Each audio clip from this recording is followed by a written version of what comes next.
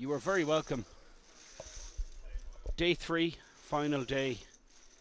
WSOPE 100,000 Super High Roller. It's Bracelet number 9. Live from King's Resort.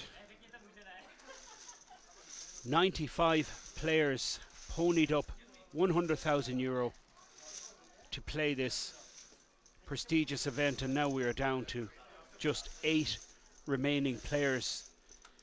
The runaway chip leader, Dominic Nietzsche, the German high roller specialist. He was the winner last year in the 100,000 one drop event for 3.5 million. But look at that field. What an incredible array of poker superstars. And none bigger than this guy, David Peters, in seat 6, the American from Toledo, Ohio.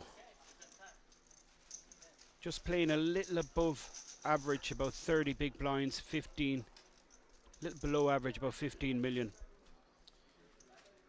Also notable, Adrian Mateus Diaz, the Spaniard, short stack of this table. 3 bracelets, winner of the main event, the WSOP main event Europe. The 24-year-old is short stacked here.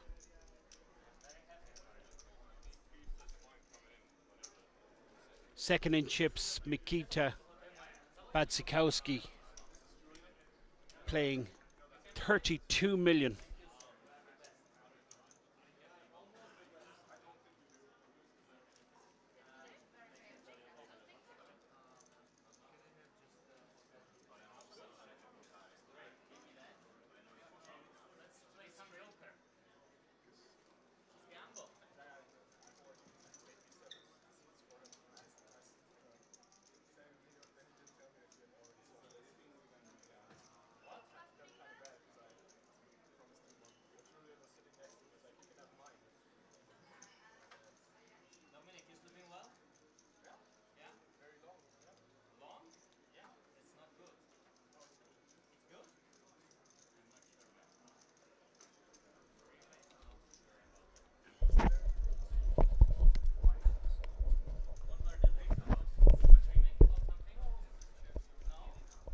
Eight players remain. The top prize, €2.6 million. Every player here guaranteed a minimum of €264,000. And you could just see the press just getting a few shots of the players. This is the official 8-handed final table, finished last night. Not too long after midnight. Players wanted to actually play on last night, but the TDs decided to stick to the schedule, and now we're back today, just about to kick off. I will be joined by several very high profile guests who will be making some expert analysis on this incredible lineup. I mean, it really is staggering to see the names here. I understand that there's, I think 11 bracelets between all 8 players here. Dominic Nietzsche, 4 bracelets. And also C3, one to watch out for, local hero Martin Cabral, bracelet winner. Multiple WSOP rings. And appreciate all you viewers coming on. We are super excited to bring you this 100,000 Super High Roller bracelet number 9 final table, and I have with me, just arrived in the booth, Jack Sinclair, High Roller winner himself here last year. Jack, thank you so much for giving us your time. Howdy. Yeah, it wasn't not too much of a sacrifice. It was either come in here and watch the stream or stay in my hotel room and watch the stream. And the cleaner just turned up, so I decided to come. That's really smart use of your time. I mean, you're going to watch it anyway, so why not double job?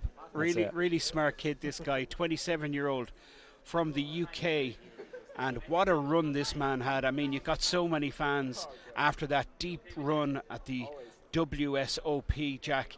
You really did impress with your incredible poker knowledge. Unorthodox plays.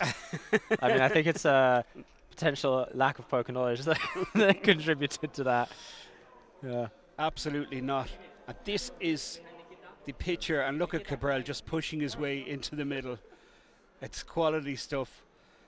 And this guy, David Peters, Jack, I don't know how much of the stream you watched yesterday, but for sure this guy stood out, David Peters. There was many players. Cabral was on the feature table most of the day, even with the redraw. It just so happened to get drawn the feature table, and many of the players kind of reacting to Martin's antics and Martin's strategy, you know, in these situations. But this guy, he just went into the zone, and I mean, he was actually statue-like, and just he was actually in the seat right next to Cabral, but absolutely no effect whatsoever. Yeah, I'm pretty sure you can't tilt Peters. Doesn't seem possible. The chip leader, Nietzsche, and I suppose on paper, serial high roller winner, highly experienced, and with a big stack here. I mean, he's playing 53 million, well over 100 blinds. Do you know the chairs? On paper, I suppose favourite, you would think, with just 8 players remaining. I guess it's not, right? I don't think so. I couldn't do it myself. Yeah, I mean, him and Badziakuski are going to be the very, very much the favourites in this spot. Not just because they're the 2 chip leaders, but I think they're like No, it's fine.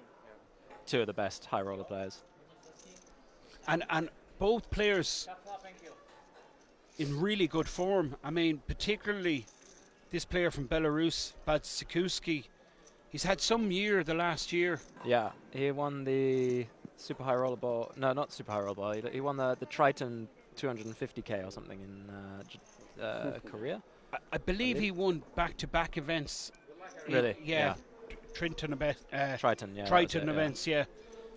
And a real he's awesome. super year for this guy in an already outstanding career. And we kick off first hand. The blinds here, Jack, are 250,000, 500,000. And as you know, they post a big blind ante. Julian Thomas, first to act, the German, 1.6 million in live earnings, representing No Limit Gaming, and now the chip leader Nietzsche. Adamo, the Australian, won the 25k high roller earlier this week. Also won the marathon Bracelet in Vegas. And I mean, what a year this guy's having. Yeah, that's absurd. I was actually there for the final table of the marathon. My good friend Anton Morgenstern also final tabled it. He's a cash game player, so I was giving him some tournament coaching. Obviously, that was the main reason he final tabled it. Nice brag, Jack. Not really. But yeah, nice, good run Jack's there, incredible coaching services, $2,000 per minute and worth every cent. No, I only coach for free, actually. I have surely you have an interest in the player. Second? Surely you would have an interest in the player you'd coach. Yeah, exactly. Interesting situation here. The cutoff ace-10 suited, short stack, 20 big blinds. Makes it $1 million. Hand number 1, final table, final 8 players. And now we have Martin Cabral.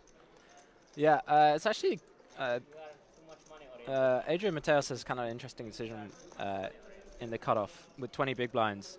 It's a spot where a lot of players will just have a limping range, a raising range, and an all-in range. So it's always quite interesting to see how players play different hands in that spot.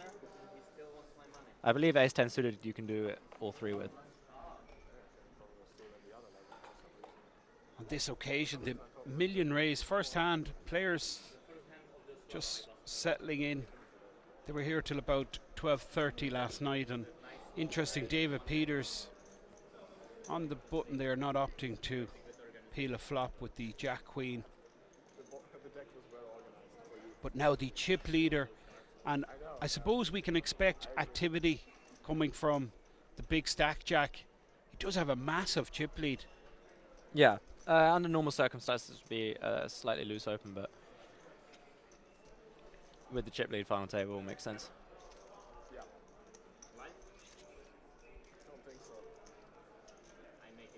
I mean, no one is super short, so it kind of makes it a little bit worse for opening super wide. Like if someone had like 5 big blinds, you could open a lot wider because all the other players are much more likely to ladder. They're much more likely to outlast a 5 big blind stack. But when the shortest stack is 20 big blinds, it's not as easy for the other players to get a pay jump. So therefore, they don't have to play quite as tight. Thomas in the big blind here. He's facing the chip leader. He's playing 18 million, Thomas, behind just under 38 big blinds. He's just ripped it in. Yeah, he's just ripped it. And yeah, I think that's fine. Ace King's not a hand you really want to play a flop out of position with against the chip leader. Julian came prepared, huh? If you 3-bet there, like, and Nietzsche calls, then you're like in a really awkward spot on most flops that you don't hit an ace or a king. And then flatting kind of lets Dominic realize too much equity with a load of hands. So he's probably just printing money by shoving there and not making too much money by doing anything else. I mean, all options are going to be profitable with ace king, but I think it's reasonable to just take down the pot right there, like, you know, whatever, 80 to 90% of the time, and then when you get called, you're clearly doing fine.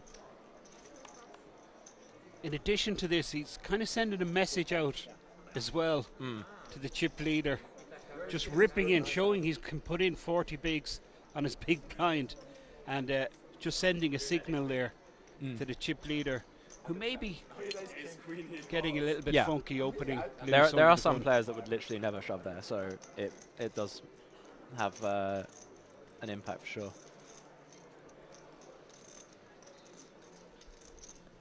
The Spaniard, Adrian Mateos. Thomas thinking with queen 5 off. It's a bit unusual.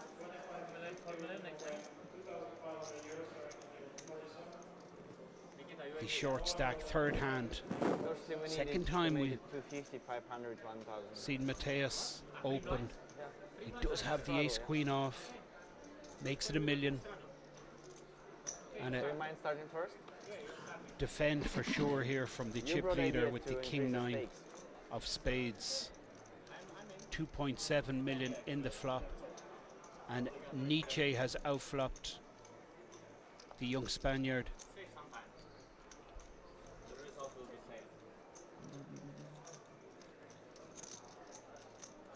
Pretty reasonable check back there for Mateos. It's a board where he is going to have a lot of trouble. Nietzsche's going to flop a lot of stuff on this board, just considering how wide he can defend. And Mateos has to open pretty tight, so he kind of doesn't connect with the 3 or 4 at all.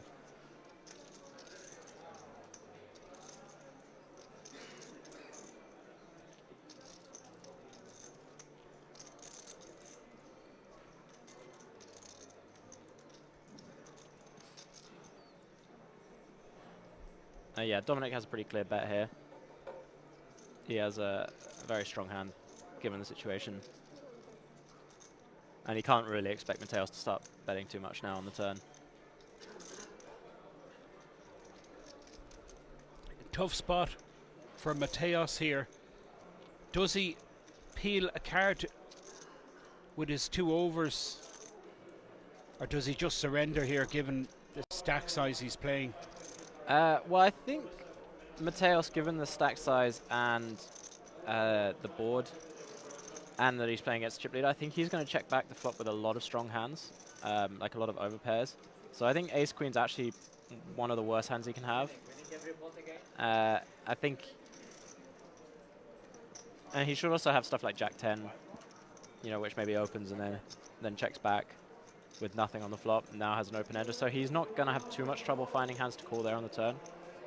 And I think ace queen's like not doing particularly good. It's not like he can call many rivers, so I think it's a fine fold there.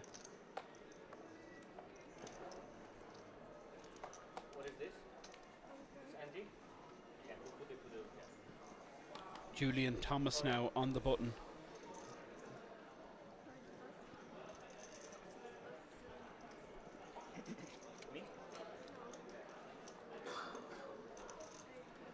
Folded all the way around to Martin Cabral in the cutoff. Cabral not showing his cards to the reader. I'm sure it's an honest mistake. 11-9. In fairness to Cabral, he would always show, and you can see him there realizing his mistake. 7-2 goes straight in the bin, and now the button. Julian Thomas.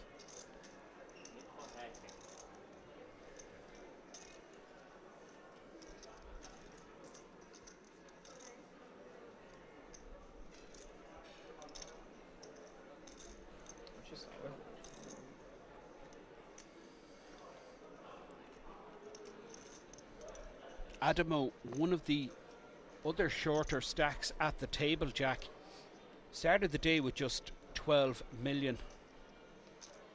But as you pointed out, there's no one desperately short, really. Yeah, I think Adamo has a pretty clear shove here. Even though Thomas should be opening a little bit tight on the button with Nietzsche in the small blind. That's possible, I'm wrong.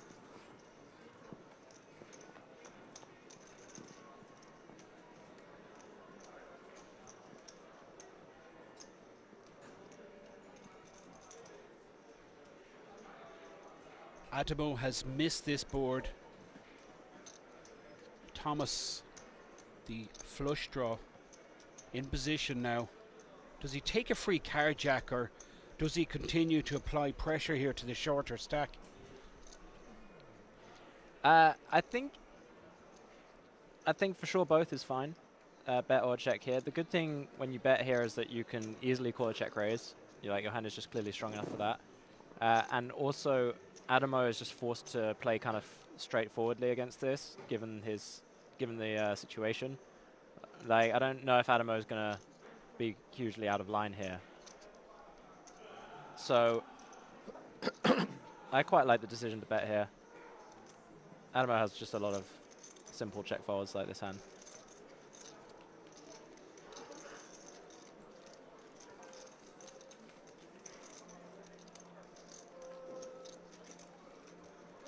Nikita, big blind, please.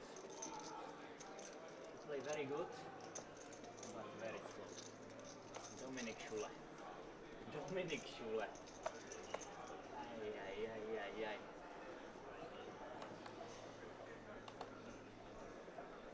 Nikita Badzikowski on the big blind, first to act the short stack, and now Peters has folded around to Jan Schubert. Without the boss, you have to put it down. You see? I will 1 second. You have the boss there. It's not good. It's not Not a great seat draw for Julian Thomas, Jack. You know what No. I mean? Yeah, I think You definitely don't want Nietzsche on your left with the big stack. and then it's a beautiful promotion, but And then on the other side you have Right, yeah. Martin Cabral.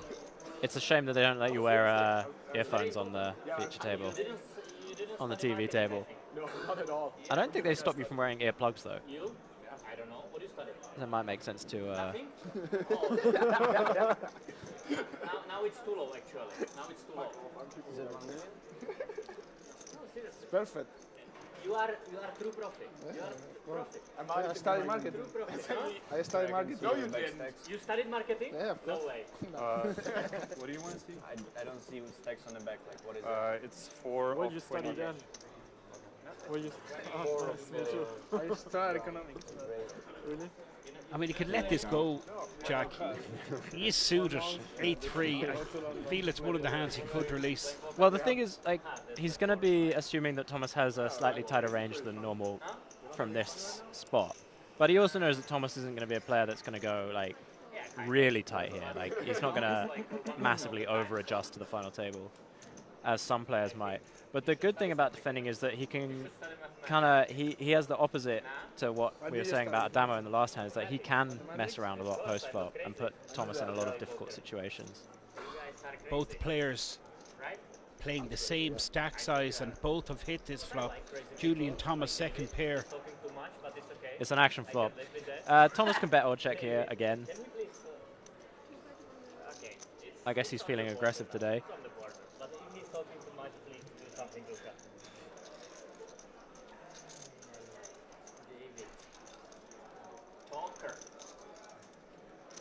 I mean, we're only 5 hands in, but it's been a pretty fast start from Julian Thomas, involved in almost everything. And Badzikowski for sure will have noted that.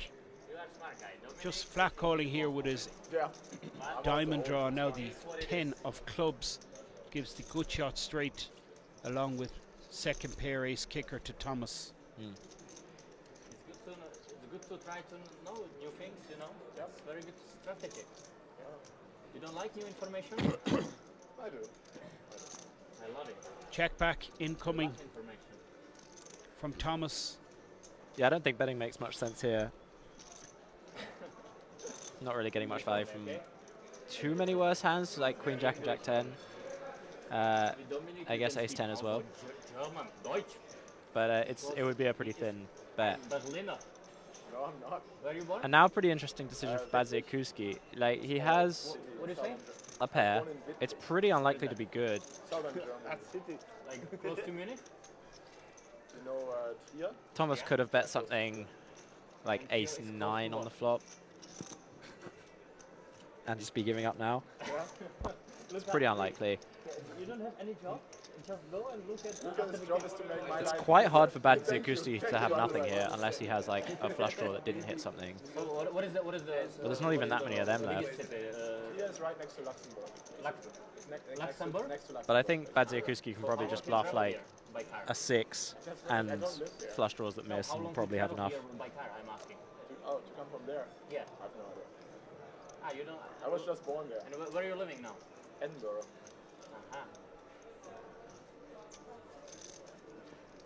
Check.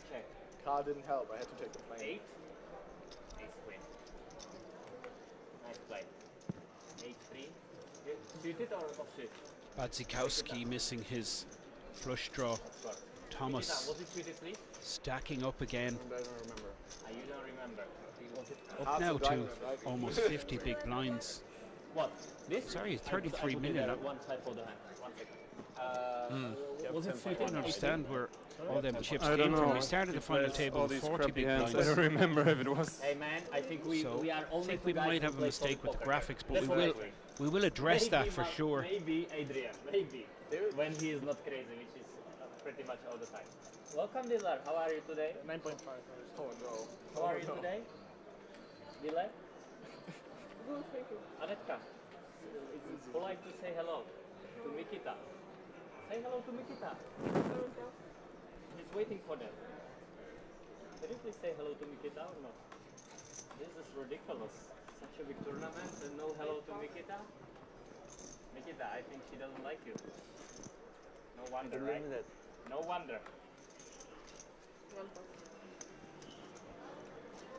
Okay. Luca. Thank you.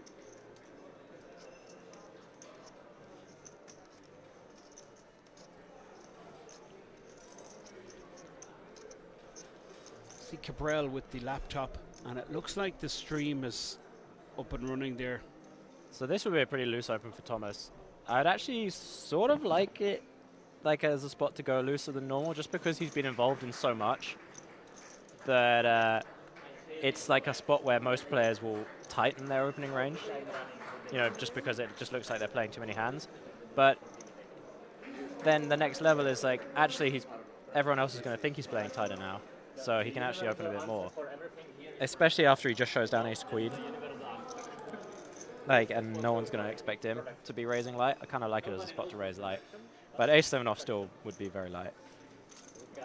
It's close, yeah. Nice joke, yeah. I think it's a joke of the day. Chip leader I would love to hear it again. with the Cowboys in the cutoff, making it 1 million, and Michael Adamo. And we've seen him 3-bet with these hands in position to suit a baby ace. And look at this. It's bad timing. He moves all in, and Nietzsche absolutely buzzing here. Loving the action. Snap call on their backs. Kings versus ace 4. And we just saw Thomas fold an ace. Yeah, nothing wrong with this shove from Adamo. He can't flat. He's too short to 3-bet fold. And Nietzsche should be opening very wide here.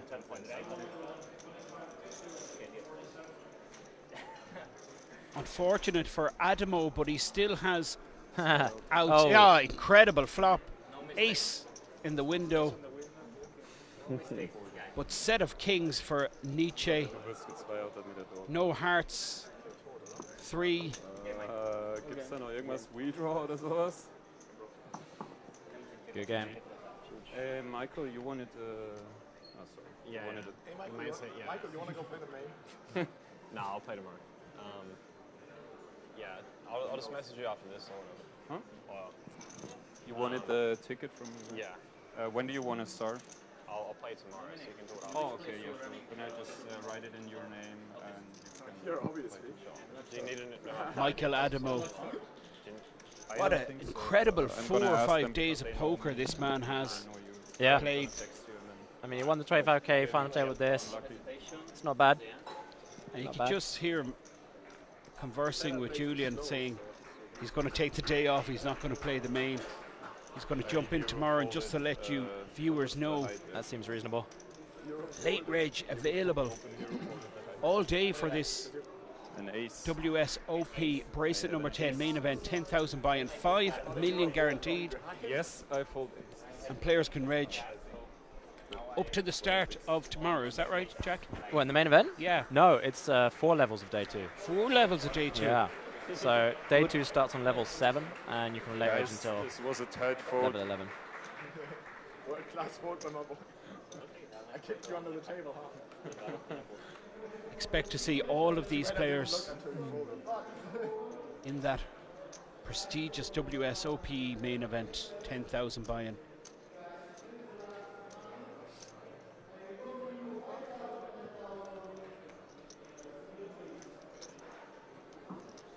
Finton Sucks. Gavin is my name. That is the super high roller bracelet number 9, and the next voice you hear is that of Jack Sinclair.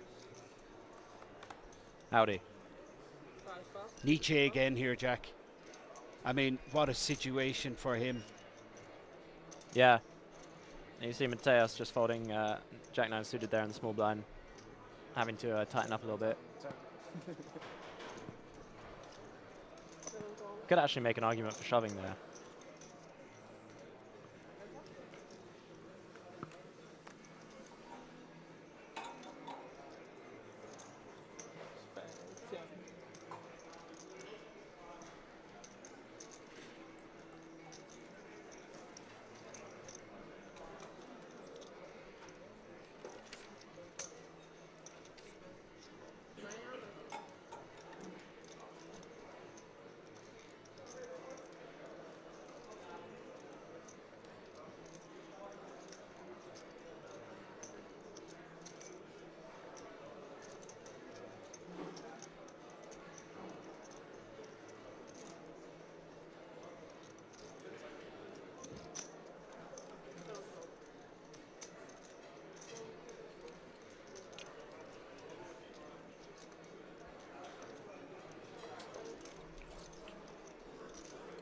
Chip leader Dominic Nietzsche versus David Peters.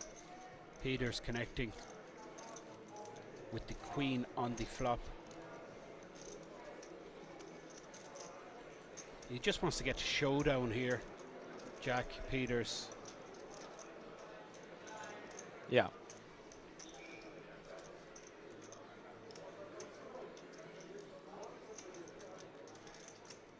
So I think if Nietzsche decides to continue with this hand, he would be like massively over bluffing this spot, which seems fine in the scenario. But he has basically no equity against pretty much anything. So I think under normal circumstances, this is pretty would be very, very loose. I think it's okay on the final table where you could threaten Peters' whole stack. So he's gone big, 3,000,003 into 4.5, and Peters has 12 total. So when he calls here, the pot will be over 10 million, over 11 million even, and Peters will have like 9 behind. So Nietzsche setting up for the river shove. I don't think he plans on giving up on basically any river. The king's a good card as well because it's kind of hard for Peters to have a king. So he's sort of, he's capped to a queen or worse unless he check calls something strong on the flop or has king queen.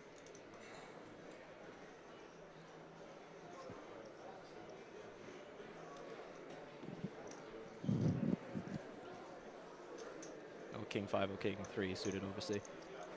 But yeah, it's not a lot of hands that can really, that are going to be have an easy call and then call off on the river.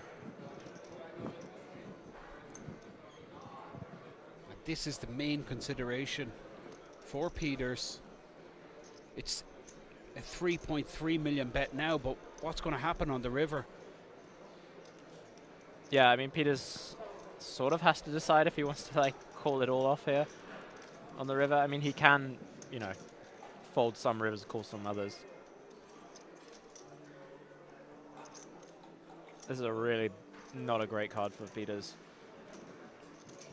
Nietzsche for sure going to continue with a lot of heart draws on the turn.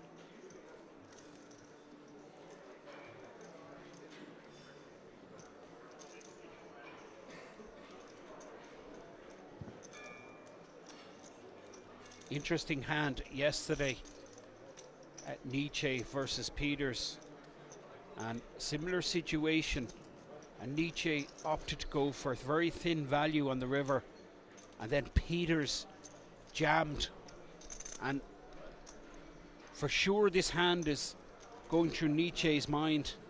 At that occasion Peters had pure air. Oh wow, he gives up. Okay, it's interesting.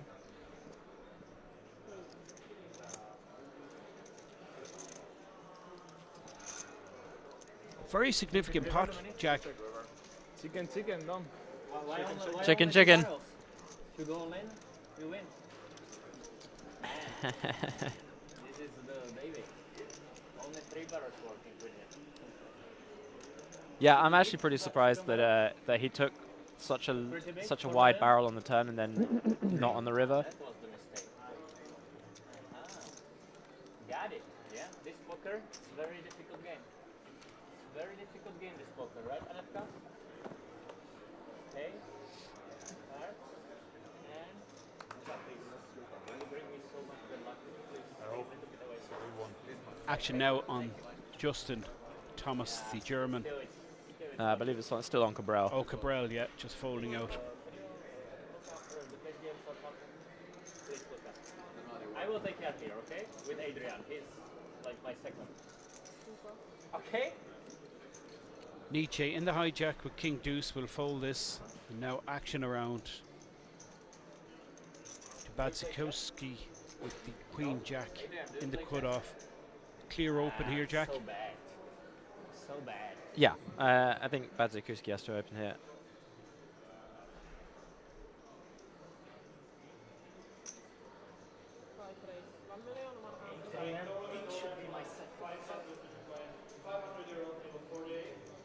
Will be a really hard job to be your second.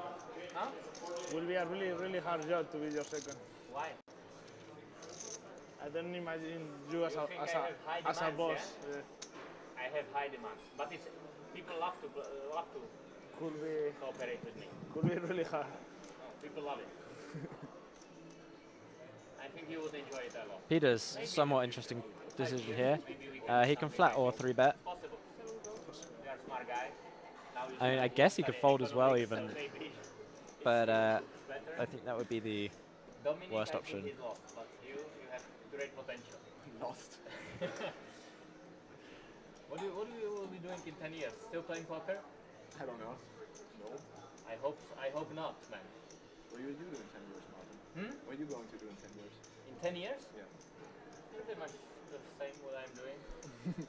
Relatively tight fold Yeah, from I Schrippert. was getting Who serious. knows? But Yeah, these Price offsuit there. kings don't perform too well in multi-way pots. Like heads up, it does a lot better, but three-way it's like really hard to get value with it, and you also end up flopping the second best hand a lot and putting in money, which is really bad on big final tables. So I understand it. Peters' range should be pretty strong, calling in the small blind, so you end up just being dominated a lot. It's a lot better to have like 8-3 suited there than King 8 off. That being said, I mean, King 8, I mean, once your kicker's an 8, I mean, that's a pretty good king, all things considered. I find it pretty hard to fold that hand, but it's probably good. Continuation from the pre-flop razor. Batsikowski here. Peters with top pair. Badziakowski, I assume he bet really small here. I can't really see it. It's it looks like 600k or something. Maybe even less. Oh no, a million, okay. Seems okay. You can bet pretty small. You're only kind of trying to take Peters off like kind of similar hands to you, like Jack 10 of clubs or something, which is going to fold to any size. Peters has a lot of hands that are easy folds or easy calls. In that scenario, you can bet small. Batsikowski hitting his queen, checking back, and now the 9 on the river, and check here from Peters again. Or would he go for some value here, Jack, do you think?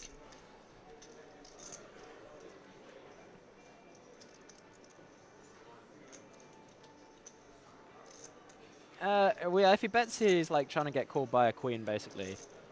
And that's pretty much it. I mean, obviously, if he gets called by an ace, he's beat, which is not great.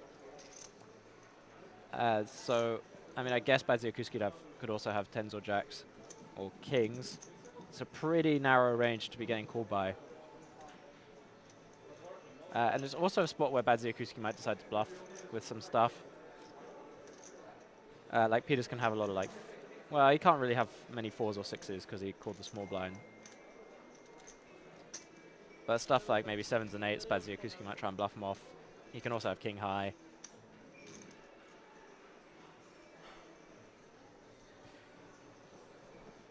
$1.4 million into a 5.2 million pot, and a fast call here, and Peters getting paid off. But yeah, he did find the hand to pay him off.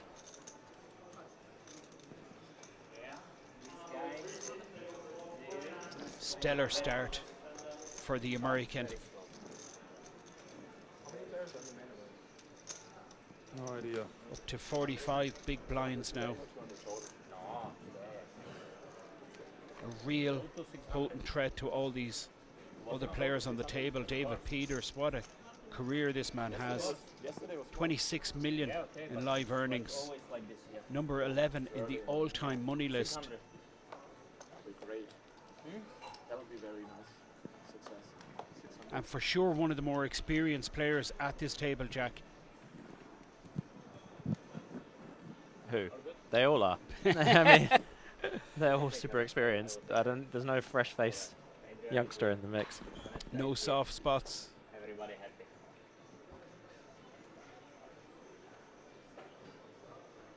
Julian Thomas under the gun. This will win the junk, Jack, I'm sure. No? You buy it from Nikita? It's from Christian Rudolph. Christian Rodolph? Yeah, he I finished. was thinking it's the Mikitas. I don't know.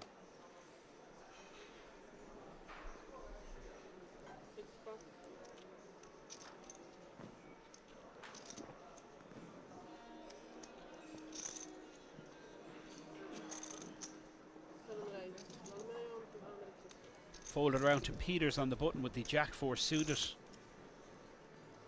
And Jan Schubert in the small blind with the king jack suited.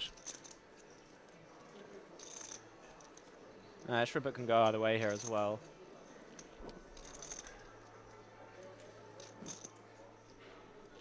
I mean, he has 40 big blinds, yes? Yes, Yeah. 500,000 is the big blind. He's playing 20 million. Opposite just call here with the king It's possible jack to go suited. all in there. Some people do that. But it's kind of an absolute disaster if you run into something. So I don't mind the call here.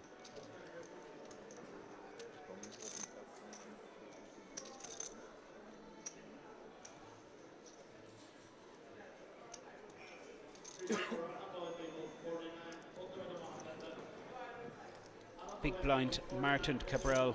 So Cabral accidentally didn't show his cards again. Clear mistake. He's trying very hard, but it's sometimes you just miss it, you know. Peters on the button. Schubert first to act with the king jack of diamonds, 2 overcards, backdoor straight, backdoor flush. But both players missing the flop here. Well, Peters actually has a pretty good c-betting hand. He has a bunch of backdoor stuff. He can turn a few straight draws. And he has a backdoor spade draw as well.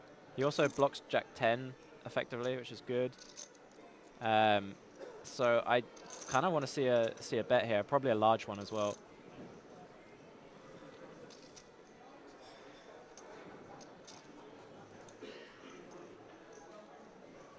Just given this board, you're not going to bet. You're not really going to want to bet small with a value hand here. So you kind of have to bet big with the bluffs.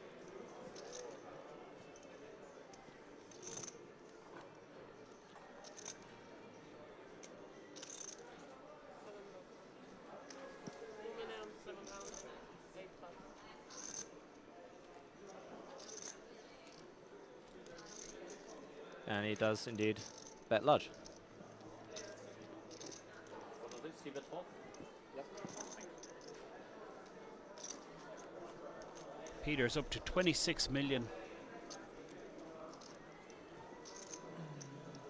Schubert on the button now, with Julian Thomas posting the big blind first to act. Chip leader Dominic Nietzsche.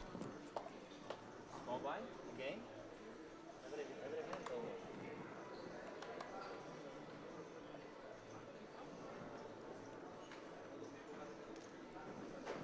Nikita Batsikowski, ace 9. Early position here, Jack. Offsuit ace. But we've seen him open in similar spots. And he opts to do the same here, ace 9. Yeah, I believe he covers everyone behind him, so fair enough. He's not even looking at Peters or Jan, he's just looking at Cabral. He's just trying to get a read, I think. Or maybe just like hoping for some more comedy gold.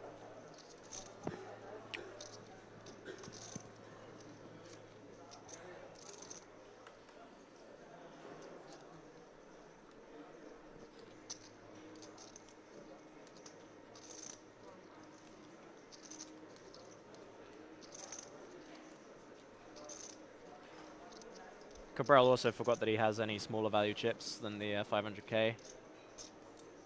Easy mistake to make. He's just put in the big blind on his small blind. If only he had some grey chips to use, it would make the dealer's life a lot easier, but sadly, Cabral couldn't find them. Thomas in the big blind, 10-9. And for sure he's going to defend here.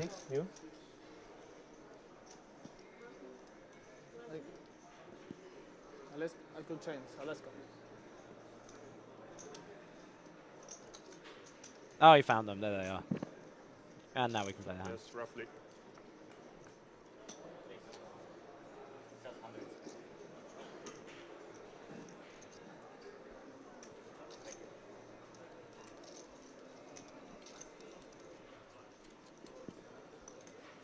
So I expect Badzikuski to just be betting everything here.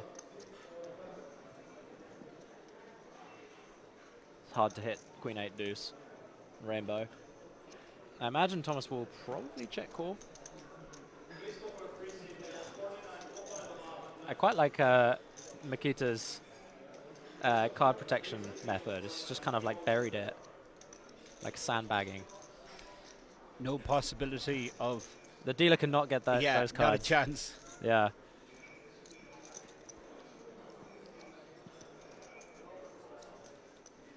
But you can't really sneakily re-look at your cards. You know, if it comes like a 4 flush and you want to check if you've got the card, you're gonna have to make it pretty obvious. Maybe this is all deliberate, so he doesn't look back at his cards, Could be. making it awkward for himself. That's too dangerous for me though. Like, I forget what I have so often.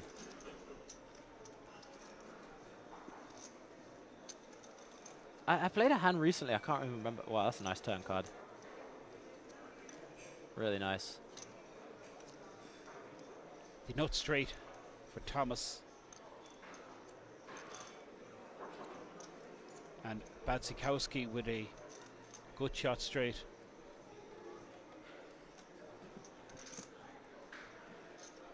And yeah, pretty tough to know what to do here in Mikita's shoes.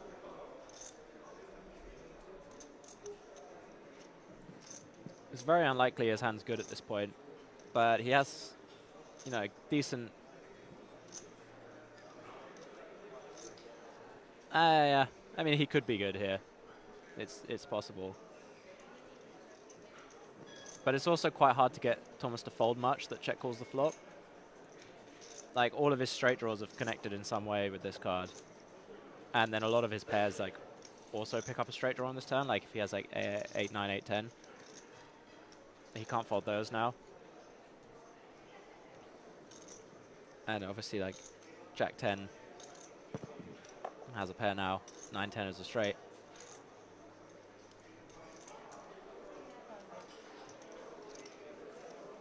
Looks like 1.8.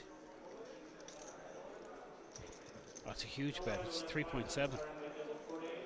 Yeah, it is rather large. Yeah, I mean, it makes sense when Thomas's range has so many hands that are improved by this card. He doesn't want to give anything an easy decision. Like, it's still pretty hard to call this bet with 8-9. Which I think is the kind of hand that Mikita is targeting. And something like ace-10 as well would be in a pretty ugly spot here. With no flush draws out there, does Thomas just flat call? Yeah, I think Thomas has to just check call here. Like, it's... Well, yeah, okay. I mean, you can always raise the nuts, like... You know, like... But it just looks so strong in this spot. Well, against someone that covers you with... What is it, 8 players left or 7? 8, right? 7. One 7. bust out. Yeah. Adamo out an 8. You've just got to assume that Mikita's going to be blasting off a lot on the turn and river. Mikita's not the kind of guy that makes the chicken check back on the river.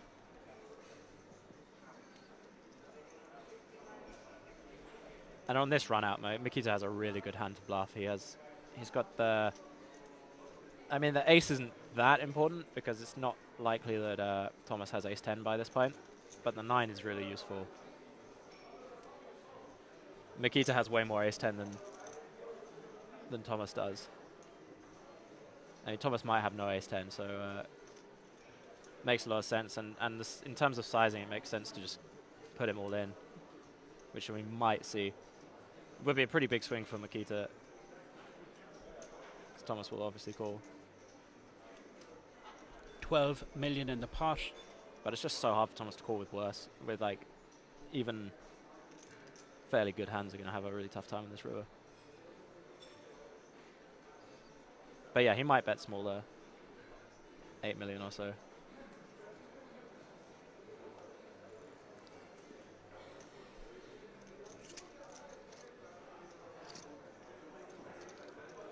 Batsikowski with the ace 9, 12.3 million in the pot.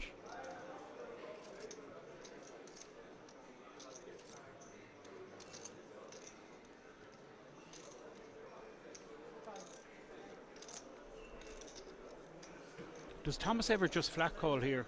How much? 9 million. 9. It's absolutely huge. It's big.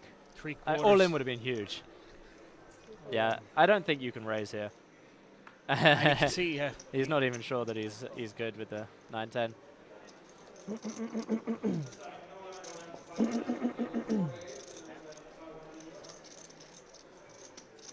And I think that's just unlucky for Nikita. Like, Thomas has just so many hands that have to fold.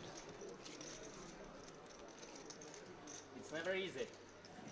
Never easy, but sometimes you just have to gamble and pay. But never easy. Nice checo. My favorite line against me, actually. That's my favorite line against me. That's true, actually. I've played with Cabral a bit, Against you, I like it as well. and the best line against Cabral is to just check call 3 times. Against Adrian, I love it. But And if you have nothing on the river against Cabral, you should just check raise. checo, and then he shows 7 high or 6 high. Depends Nikita, on the mood and day. Batsikowski, Nice answer. short stack now. Came in, started on this table Flop 8K. in second place. Right? And now Julian Thomas. It's gonna be a long day. Was it queen on the He's Could be a flipped long day. positions now It's gonna be with long. Nikita. Guys, I don't know what you mean, but it will be a long day because the average is like 76,000 big blinds. That's what we meant. Yeah, okay, so now I get your point.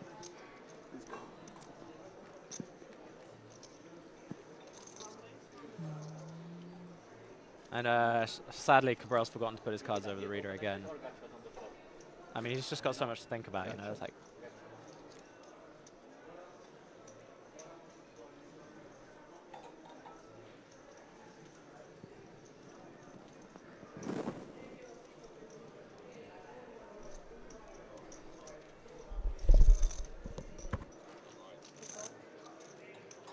No way. I'm out. What do you have? I'm sure you can figure that out yourself. 2-7 offsuit. Must be. Good luck, Julian. Good luck. Okay, now you have got shot again. It will be not so easy with me like with Nikita. You know, Nikita is bluffing too much. I play very solid like you. Again, get, oh no. so I get open-ended to this watch this from Thomas's point of view. time. Now open-ended. No idea what Cabral has.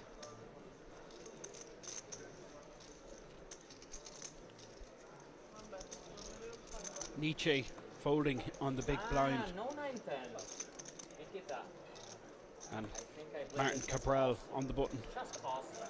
Can't see his cards, but he will be spoken to because that information is fed down straight away Can dance. to the floor. Now we can dance. And they will talk to the player just to make sure. Long day. You know what? Nikita, Adrian, so we can be pretty soon in 5 people. And guys, So we're going to say goodbye to Jack.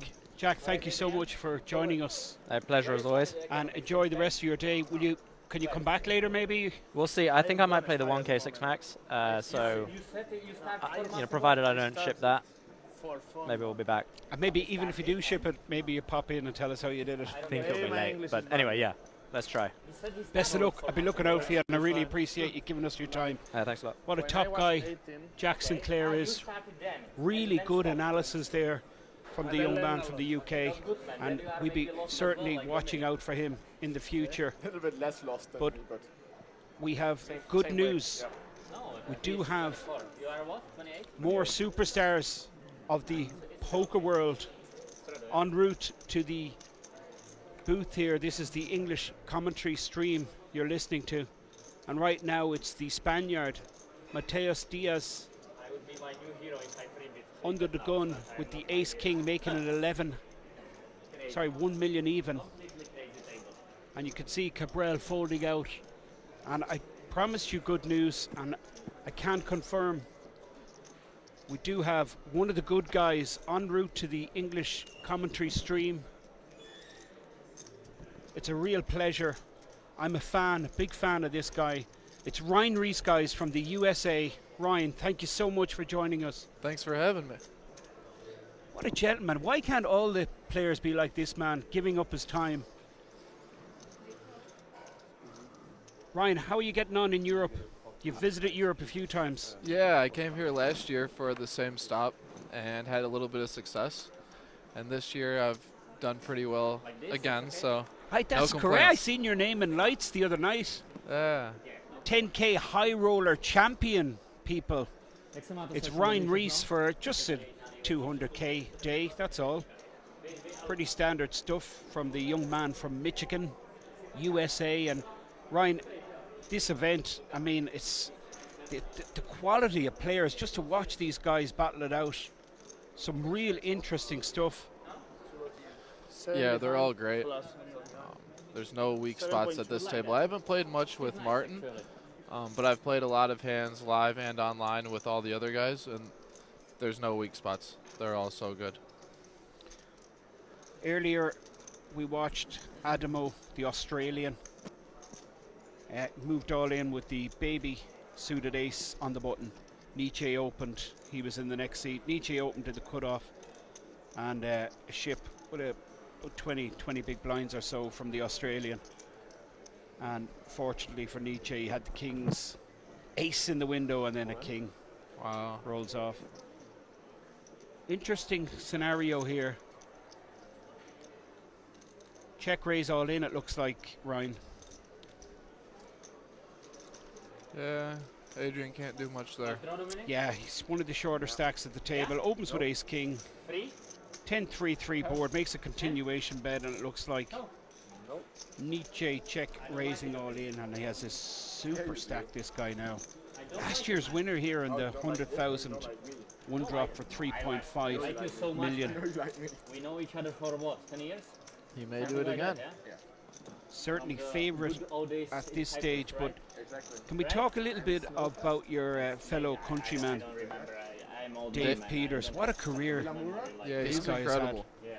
He's the most fearless player at the final table. I don't know if you remember, but in the $1 million buy-in in Vegas, I think it was this year or last year, he bluffed all in for like a full starting stack against Adrian Mateos in a crazy hand. And not many people are willing to bluff all in a $1 million buy-in, but David's one of them. Ryan, I wouldn't do that in my local £10 buy-in game. I mean, it's just incredible stuff. We seen it yesterday. Very notable hand against Only one of Nietzsche, who was the chip leader, and he was out of position. He flopped an up and down straight, and he was just check calling every street. And he missed his straight, and he checks into Nietzsche, and Nietzsche just goes for very thin value with, you know, two pair, and he just jams over the top, and it was just an incredible position. I mean, everyone figured, end of hand, he's missed his draw, but he recognised the thin value bet from Nietzsche, and he just pounced on that opportunity. And I've seen him, like, more willing to take these spots than any other player, and that's why, for me, the most outstanding of all these brilliant poker minds, Peters, for me, the most outstanding. Yeah, he's great. Against really good players, you can't 3-bet too thin, or you can't value bet the river too thin, because they're just going to put you in a hard spot. Some people you have to check back really strong hands because just so you can't get raised on. It's hard. Some people you can bet the river comfortably knowing that they're not going to check raise any bluffs, but if they're willing to bluff you, you either have to bet and call or just check. So it's really tough. It's a real trade-off, isn't it, for these? 'Cause, I mean, for me, one of the biggest features for these top professionals is it's just that, like, their willingness to bet so thin, to value bet so thin, but then again, they are exposing themselves, to the raise, So I mean, it's a real trade-off, isn't it? And you really have to pick your spots good. You're listening to Ryan Reese, people. This is the world champion. That's what I'm going to call you, Ryan, if you don't mind, from 2013. I mean, an incredible table. From Michigan, the USA, 13 million in live earnings, and just had a 200,000 day. What day was that? That was on Wednesday or Thursday, was it? Honestly, don't know. I All can't these remember, days right? go Thursday or Friday, something like that. It was a few days Yeah, ago. it's like, yeah, welcome to Kings. It's like the Big Brother house, you know, you just don't know what day it is. Yeah, it's true. It's true. Time stops here. Yeah.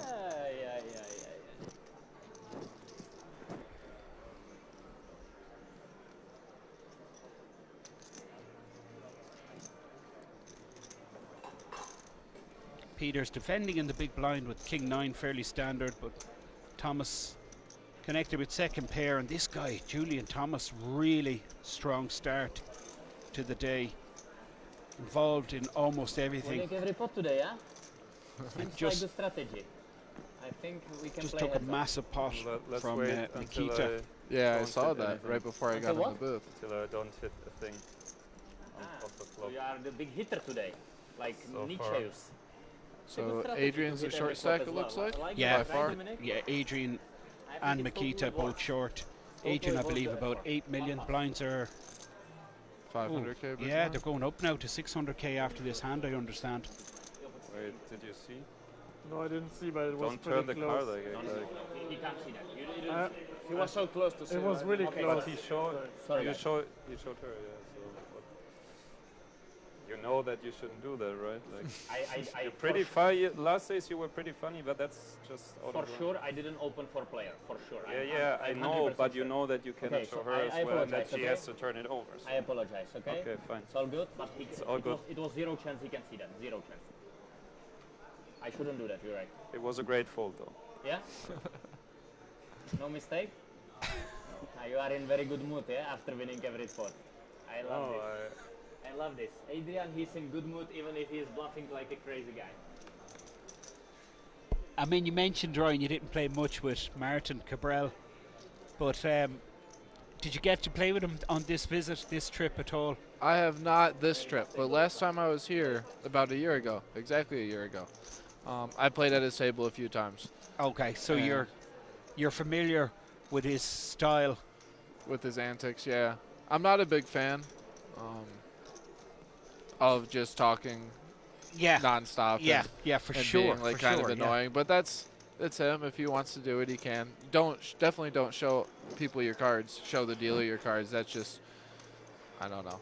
It's just Yeah, it's- completely unnecessary. But if you want to talk, it's okay. Everyone has their own personality. It's good to let personalities to let people be themselves. You know, it's always good to have personalities in poker. There aren't that many.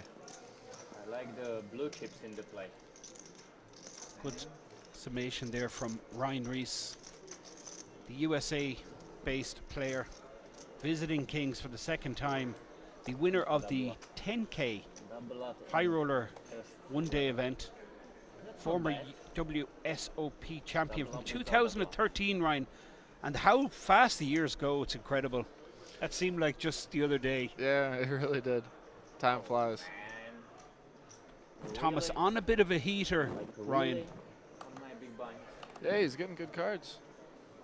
Started the day less than 20 million and now playing over 40 million.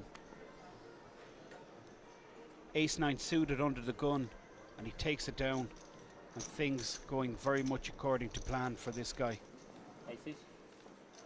One ace. Okay, ace king? I No. put you on ace king. Suited ace. I put you on ace king, I'm saying. No. Okay. Ace queen suited. Hippo told me ace queen suited, but Oh, I there's didn't the believe him. stacks. So he told me the truth?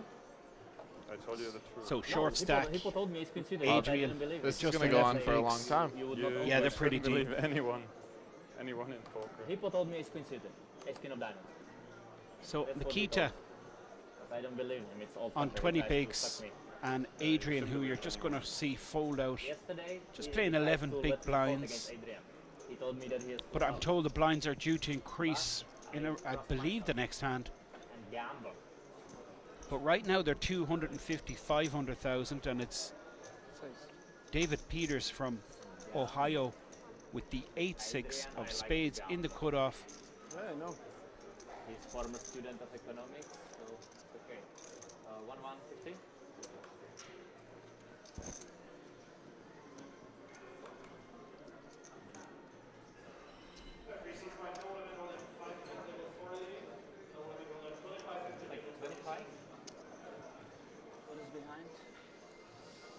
Just to let you viewers know, there is a message gone down to the floor to Cabral, just so he shows his cards to the reader.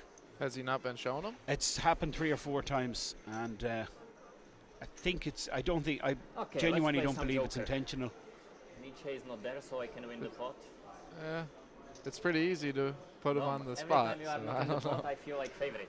I would bet that it is intentional, Even but I against could be David. wrong. But I understand why he does it in a way. He shouldn't, but I understand why. It's that hopefully somebody is telling the dealer to tell him, at least when the hand's over.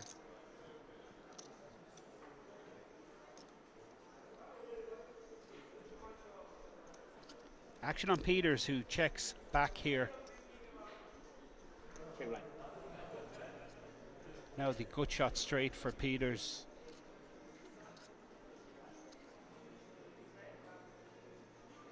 Okay, Now you there see it is. Cabral under-repping his hand here, Ryan. Just flatting in the small blind position with the ace-queen suited. Showdown, so it doesn't matter. Yeah, I like it on these stacks, because he started the hand with a little under 50 bigs. He could 3-bet, but then you don't want a 3-bet call, you don't want a 3-bet fold, so I don't mind calling here. I think it's too much. Should be half pot limit. Little too many chips to get in. Wow, folded. I probably would have peeled one off there, Ready, but small? Yeah? And you just hear the Put you on floor a floor man man. announce to the players, blinds Ready, increase now to 300,000, 600,000. Still very deep, Ryan, at this table, but it does apply pressure to Makita and more so to Adrian.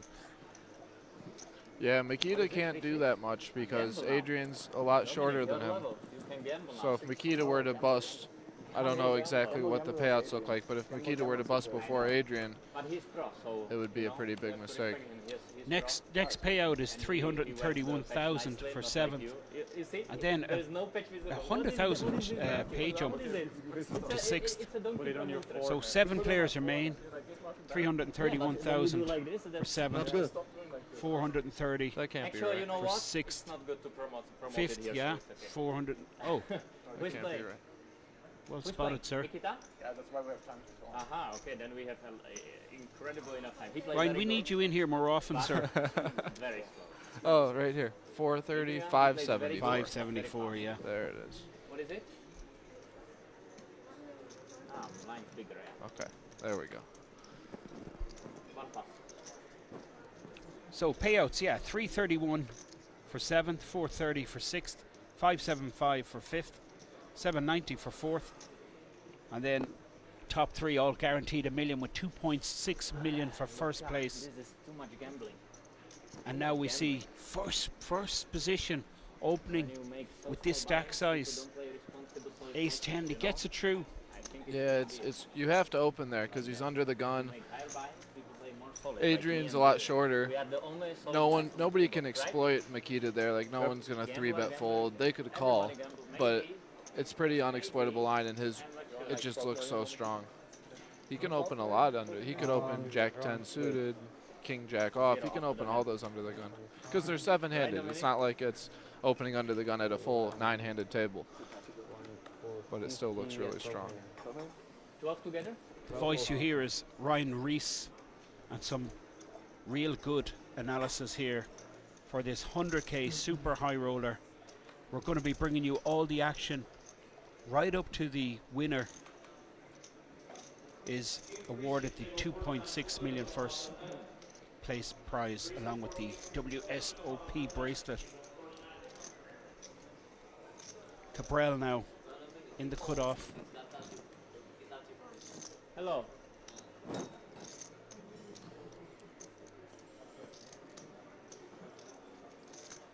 I hope Cabral starts showing his cards because if he's not and everybody else is, it's not fair. It for sure. Just gonna get a message again.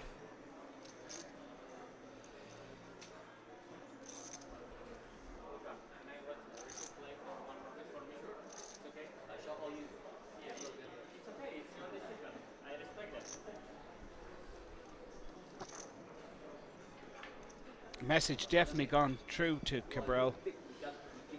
Makita's probably all in right here. Oh, wow, it's I take it's a pretty sick spot Michael. with Adrian being so short. Wow.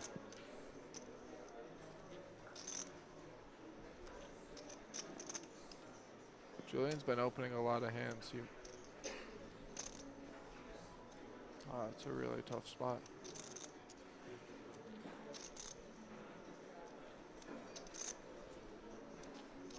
He may just call. It definitely makes chips to shove. Yeah, he's just gonna call because Adrian's short. If he was the shortest, he would have shoved.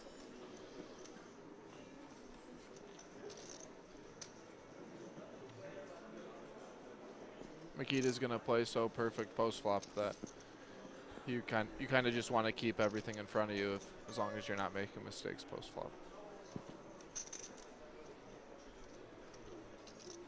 Makita playing 10 million. Checks. 2 overcards. Does have the backdoor straight. But Thomas applying pressure here in position.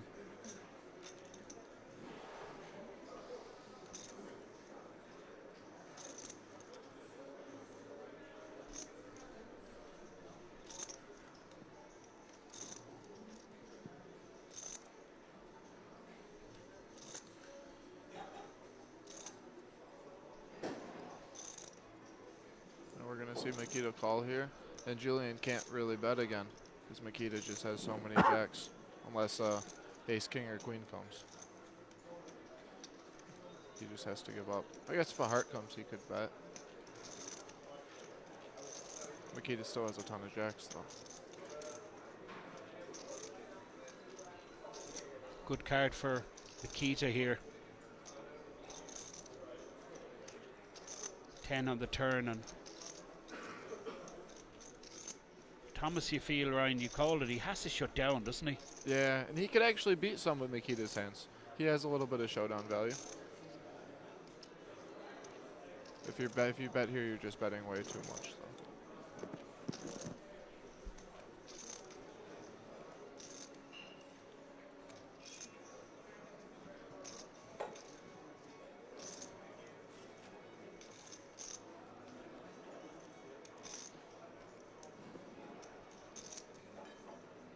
Wow, he's betting.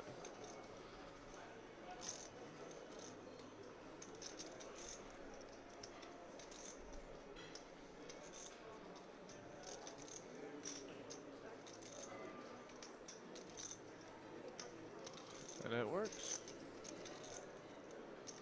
What a bet. Maybe that's why I'm not at this final table. I would have checked. That's the voice of Ryan Rees. You're watching the final table, the 100,000 super high roller, and short stack on this table. Adrian Mateos Diaz, the Spaniard, just 9 big blinds, but Makita also short now. Blinds are 300,000, 600,000. Peters first to act.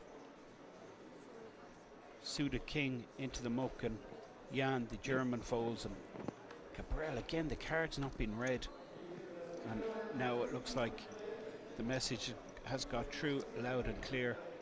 Cabral showing his cards to the reader. Thomas folding here, and now Nietzsche playing 60 million with King Deuce folds out, and now battle of the small blinds. Small blind, big blind, 2 small stacks.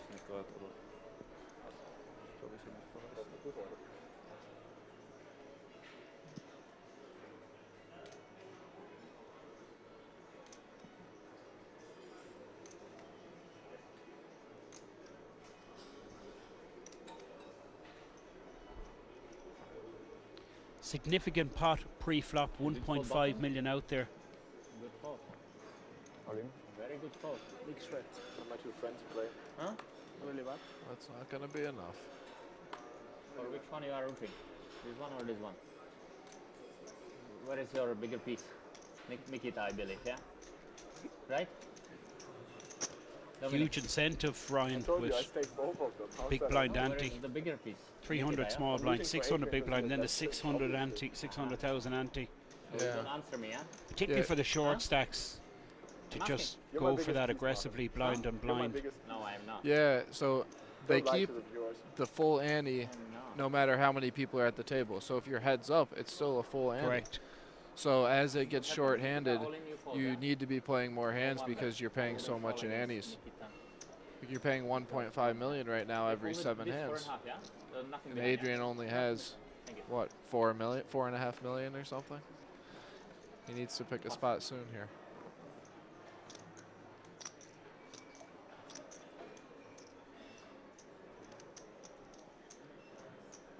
Julian Thomas, Julian's the got good hijack. cards. ace 10 suited, going to open for sure. Dominic, where he lost the chips? To me. Some small ball? To me, yeah. When you go all in, he has lost like what, 8k, yeah? 8 million. Yeah, and now he has 4.5. Is this the spot, Ryan? 6. King 10 suited. Sorry? You got 6. Well, he doesn't have any fold equity. It's already 2 orbits, yeah? If it's a little better, he Only definitely bounce, has to shove. Thanks. I would. It's really close. Adrian's going for it. Like King Jack suited, King Queen suited, you're very happy about it. Finally, Adrian. I think I call, but I want to count, please. And fair enough, Julian, he's just saying he wants to count, but Yeah. we know he's calling Ryan, right? Yeah, he shoved 8 big blinds. 4.775. I call.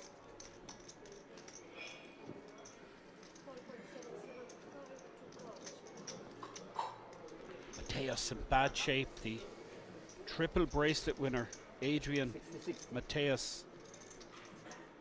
He's going to need some help here. Tournament life on the line with King 10 versus Ace 10. Oh, Good start, 2 diamonds, gives him a flush draw. it's almost flipping now. Basically a coin flip. Huh. Oh, that's a good card for Up him. and down straight. Too many outs, right, Dominic? Yeah. Yeah, too many. He misses every one of them. Whatever you guys. Good game, Adrian. Solid poker, yeah? Solid poker lures. Don't poor Adrian, man. Yeah, but solid poker. You Thoroughly play disappointed, ace-10, I'm sure, to easy call. bust out of this in It's 7th all place. about solid poker. He will receive 331,000. It's good strategy. Not a bad consolation prize. Absolutely. But for sure, this young man, he's so ambitious, Ryan. He's what a career, and he's just Yeah, 24. And he's so young. Yeah, he rose in the stakes so big. He'll play any like $1 million buy-in. He's in there. It doesn't matter the stakes. He's in there, and he's a great player. Out in 7th for 331,000 euro. For sure, we're going to see Dominic, Austrian guy. more of this guy later in the week in the main event. Day 1B running now. Still opportunity to qualify. Live satellites, numerous live satellites in Kings if you're in the region. And you can reg for this 10,000 main event right up to level 4 tomorrow. What's your plans for the main event, Ryan? I played yesterday, and I I bagged think 250,000. top 3. You started with 100, so Left side. What a crusher. very happy about that. Get the day off today, and there's probably going to be overlay for this tournament. Yeah, I think the numbers were a little bit Number below 4, Yeah, expectations. yeah. I guess there was a big tournament in Malta that a lot of people went to. Yeah. And then with the Bahamas coming up, a lot of people don't want to travel a lot. Everybody happy. So much poker, so many big festivals, and Everybody happy. you can understand players having great choice in Europe and beyond in the last year or so, particularly with Party Poker Live and all the big guarantees. But back to this event, the WSOPE Super High Roller.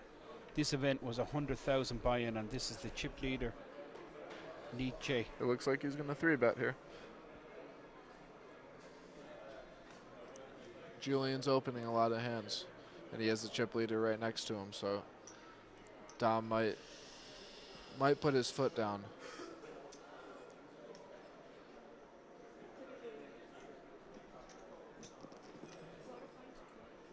And Julian will not be calling.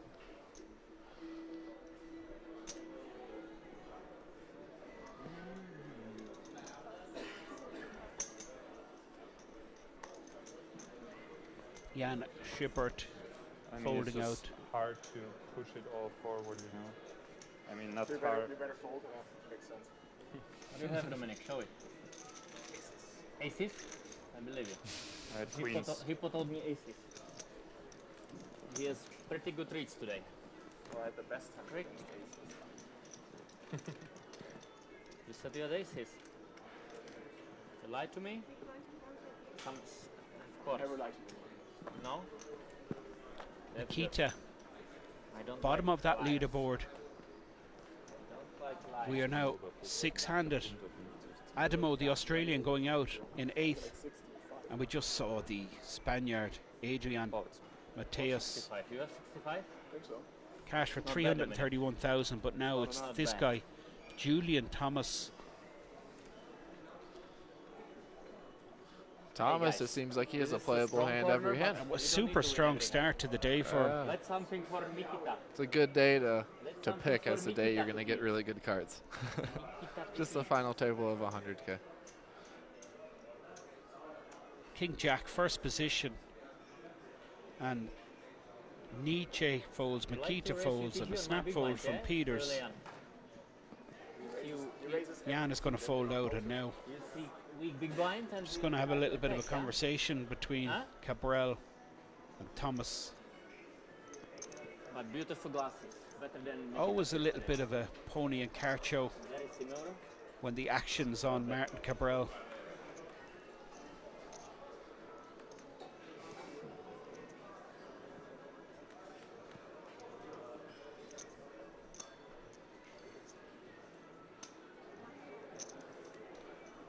Hopefully we can see what he Good has luck this with time. Of course, it's okay. There will be showdown anyway. Dealer asking Martin to show the They cards. doesn't like to fold today. Martin saying there's going to be a showdown anyway. Julian wollte auch wissen.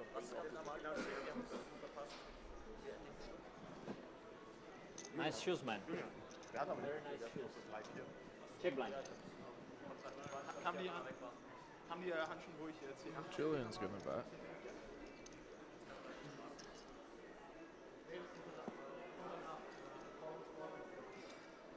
Action now on Thomas, who's the pre-flop raiser. And we're going to see a continuation bet here. 3.3 million in the pot.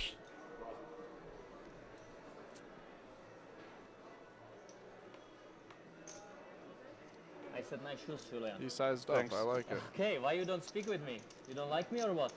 I like Still you, don't but get Martin's other I only hand. speak Other after card. the hand with No, you. I don't like it. This already some people tries to me, but I hate it, yeah? Why you don't speak with me? It's not nice. David, he is always speaking. Why you bet so much on the flop, man? Why? Bigger chip in there. Oh, thanks. Make you some money. That is the player standings. Nikita Batsikowski playing 11 million, 18 big blinds. This is his Chip empty leader. and this is his big blind. Still in charge, Dominic Nietzsche, but Julian Thomas doing all the running today. You know, big Chipping blind up and nicely big from 20 million, I believe he started out with, up to 50 million now. And very deep, Ryan.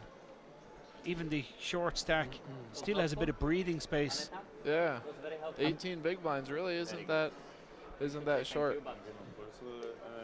The antes are big though.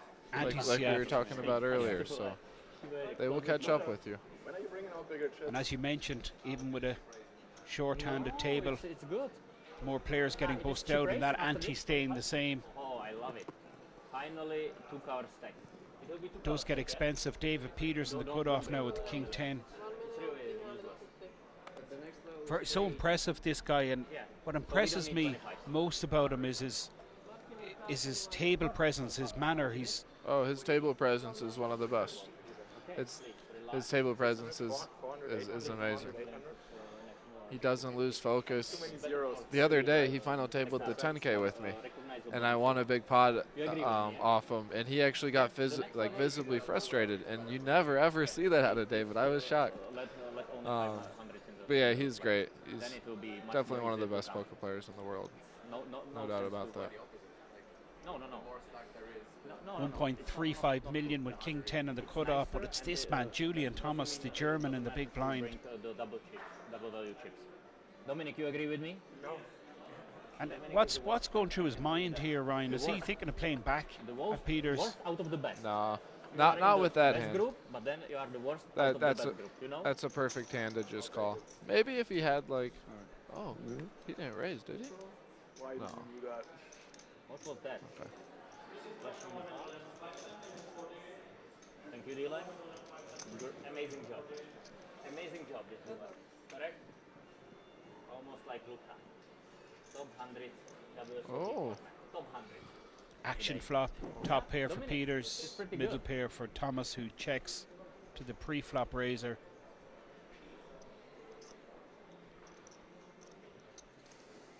Looks like we're gonna see a turn. With some money in the pot.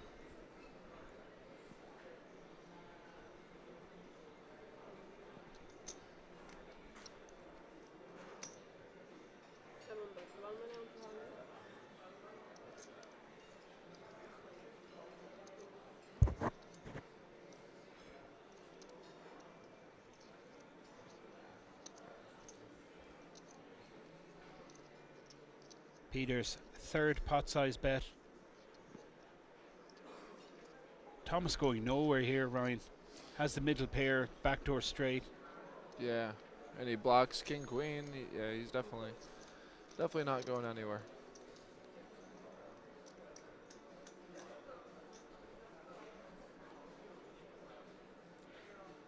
Ooh. Uh-oh. Real brutal card from Thomas's point of view. Few questions coming in for you, Ryan. We'll take after this hand. Okay.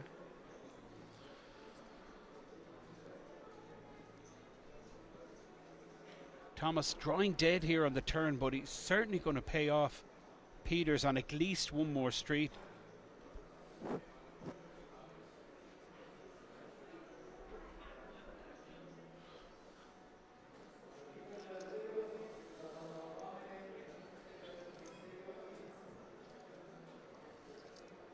Kind of surprised that there isn't a shot clock for this tournament. I don't know if there was last year. I guess there wasn't, but I think that there should be for all high roller tournaments. Eventually all tournaments in general, I think. My thoughts exactly.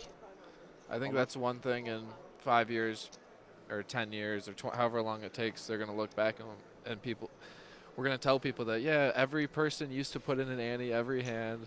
And you could take as long as you wanted Yeah, on you each could, street. you could just think for 4 minutes.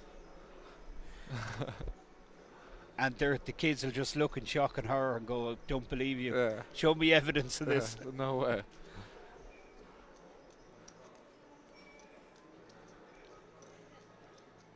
Peter's bet so big. He's really sized up here. It's beautiful though, because I'm guessing if you're Thomas, it's kind of unlikely he has a king.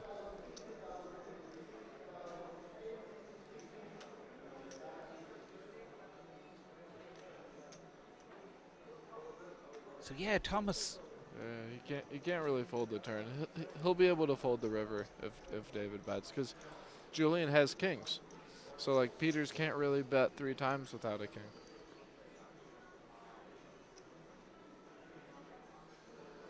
Yeah, Julian will get away from it now. 15 million in the pot. Peters just 20 million behind.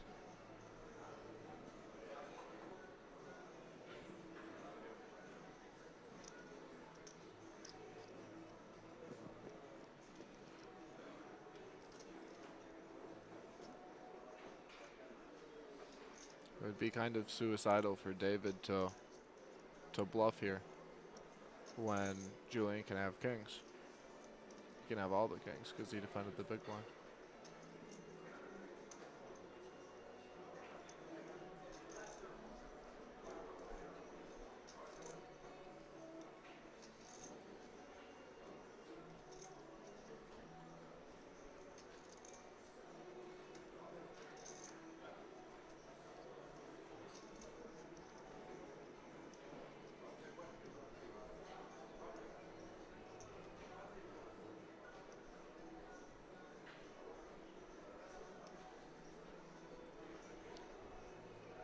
David Peters going for chips here, 15 million in the pot. And the sizing is going to be really interesting. Wow. Looks to be big. Looks to be all of his chips. Wow. 20 million bet.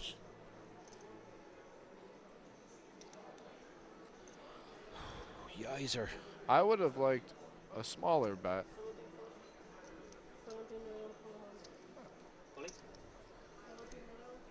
I still don't know if Julian would have paid off the small bet though. No. But he's definitely not paying Double this check off. if it's big pot. 17.3. No, it's more. 14, 15,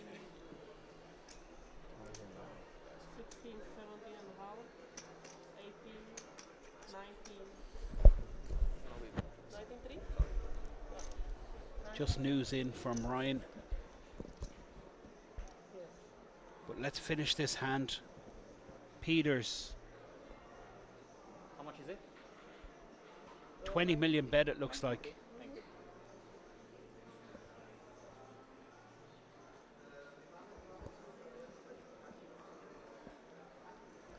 Julian is a non-believer, Ryan.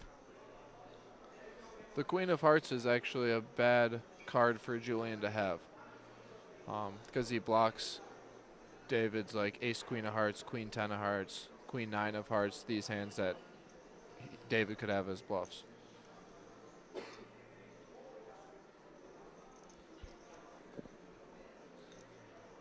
He's thinking about it though. David is the one person at the table that maybe would take this spot bluffing, but I think Julian's going to find the fold.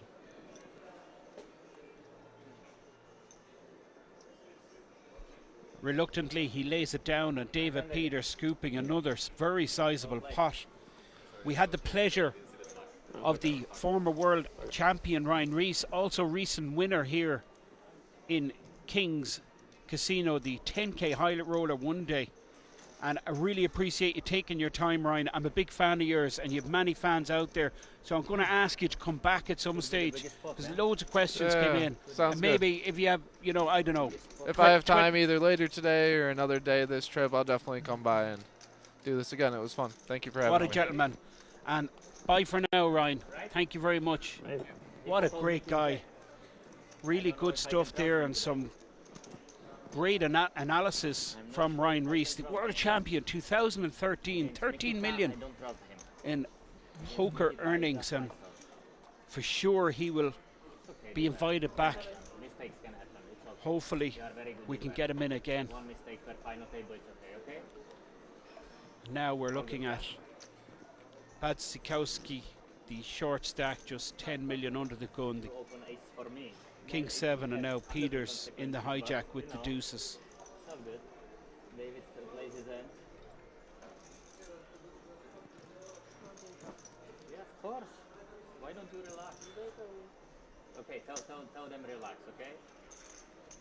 7 raise, 1,300,000. I play 0 hands against David anyway.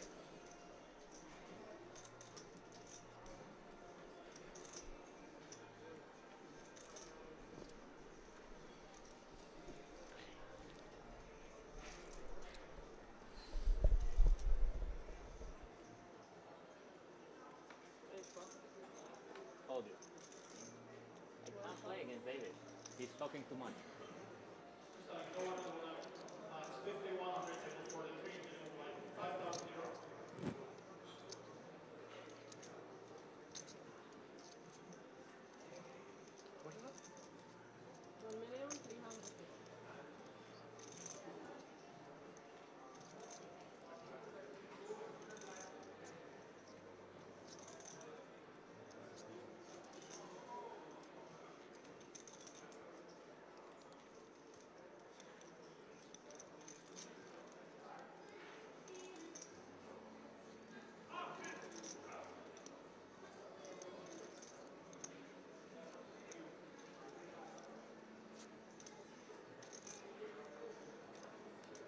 All good? Nice suit today. Very nice suit. Nietzsche, the chip leader. Actually, I don't have suit. Ace I King don't know suited on the if big you blind, can facing a recognize that, raise but I from don't David wear suit. Peters. Not suit, man. What an incredible hand we just seen. Peters, But Nikita 20 million beautiful bet card. on the See river, that? Beautiful. with Thomas getting away from it. And I do have good news for you viewers. The players, they've been so good today. Several of them offering to come in and give their expert analysis. And I do have another guest arriving en route. And we just see Nietzsche scooping another pot, the chip leader. And in the booth, confirmed, it's the American James Romero. James, thank you so much Yep. for joining us. A real pleasure to have you, sir. Yeah, glad to be here. 4 or 5. And we're just watching your fellow American here, David Peters. What a class act this guy is. Yeah, it's been pretty fun to watch. Okay, then it's all good. Our viewers out there may remember James from the 25k final table, James, am I right? Yes, No, yesterday you were 7th. not. Seventh. Yeah. Nice payday of, 110k euro. nice for a couple of days work. Yes, had a lot of fun. Actually, jumped in this 100k at the last minute as well with like 18 big blinds. What a sicko. Total degenerate. 18 bigs, 100k, why not? Let's go for it. Yeah. What amazes me about these bigger buy-ins, James, particularly even the very top level buy-ins, is the willingness, A, for players to rebuy, Why you do that? Yeah. and second, to multi-rebuy. They've We got- had several players with Yeah. 4 bullets. And then also draw. just Had a straight an draw. example that you just I had described a to nice us here, draw. like players willing to go in Big on day draw. 2 with just like real short stacks. Yeah, the players have some deep pockets. The ones that come play these events, and all of their friends have deep pockets. And You promise, yeah. yeah? Can't He promise. bluffed me. He bluffed me. And you can just hear the voice of Martin Cabral. And being from the States, you may not be familiar with this figure, James. oh no, I've been watching this whole stream. Oh, I'm cool, I'm yeah. very familiar, and I've played with him quite a bit. Okay, like it. so no need to give you a briefing, is there? yeah, I'm well aware. He's quite the character. Don't like it. Badskowski in the big blind. He lost that huge pot to Julian Thomas earlier. Yeah, I thought that was an interesting hand. I think it's a good follow through. I think that was a good follow through by Makita. Unfortunately, he ran into it. Thomas with the straight. Yeah, Makita's gonna have like close to 36 or 40 value combos there on the river, so he's going to need to pick quite a few bluffs there for pot, especially putting the pressure on at a final table.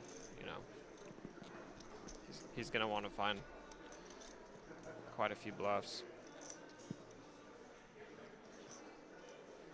Blocking 9-10 and ace-10. I think ace-9 might have been a nice follow through there. Just got unlucky that he ran into it.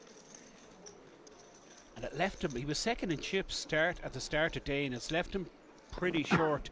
He's just playing 8.6 behind now.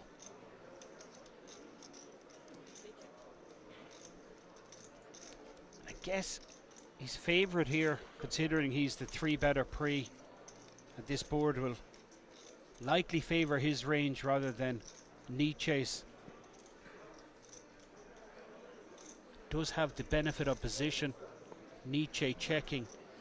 Yeah, Makita probably going to want to go with a polarized opening range here from the big blind, because a hand like maybe a hand like 8-6 suited or something like this will realize so much equity post flop that if he gets check jammed on by or limp jammed on by Nietzsche, it would be really bad for those middle strength hands. So I think we can expect like a polarized pre-flop raise from Makita, and this board will be favoring the big blind. But Nietzsche does not like to fold post flop, so I don't think he's going to be going anywhere. Nietzsche is one of these players that's going to be calling down players fairly light. He, yeah, especially a player like Fish, 2013 here.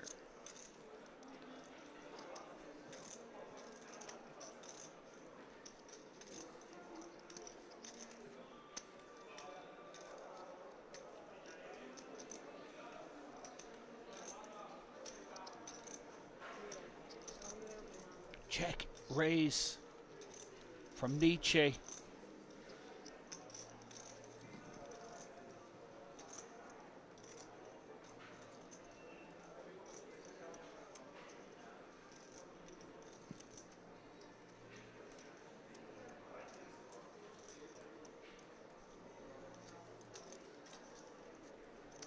You called it spot on, James. Nietzsche continuing a check raise, putting max pressure on the short stack. Batsikowski just has to give it up. Yeah, there's a chance that Nietzsche is going to be over bluffing this specific spot if he's choosing a hand like King 9 to do it with, because he has so much equity just to call. But I think it's going to be a good strategy versus the aggressive Makita and the ICM pressure going on.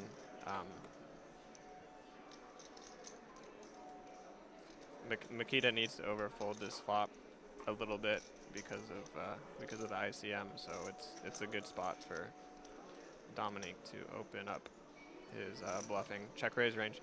And we saw this yesterday when we were approaching the money bubble.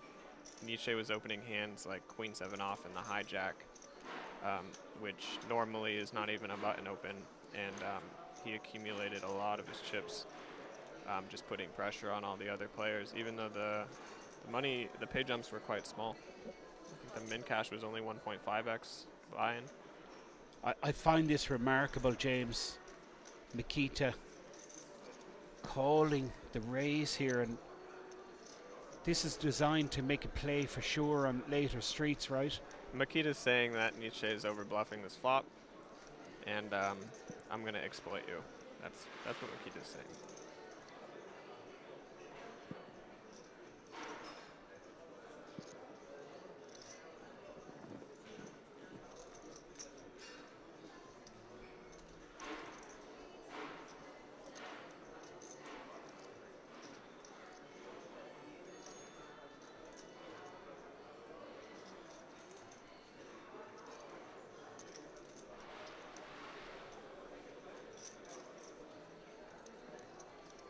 And these guys have a lot of history. They play online all the time, so Makita's going to have a sense of Nietzsche's aggression. Nietzsche is aggressive in general, and then I can only expect in a spot like this, final table with the chip lead, he would pick up aggression in all areas.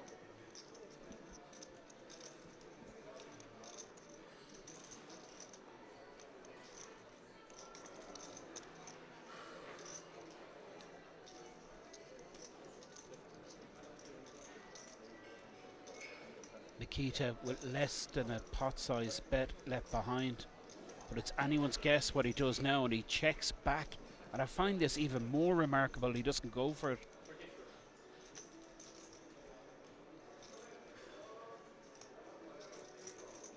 And the amazing thing is, James, both players, we might get to showdown. Yeah, this is wild.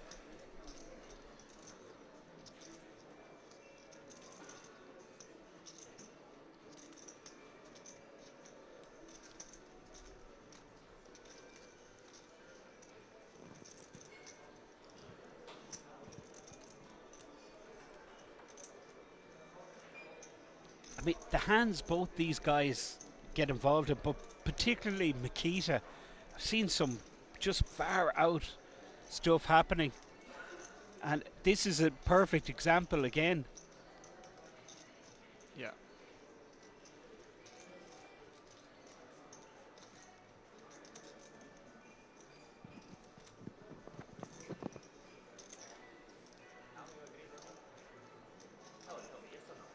So we can see Makita's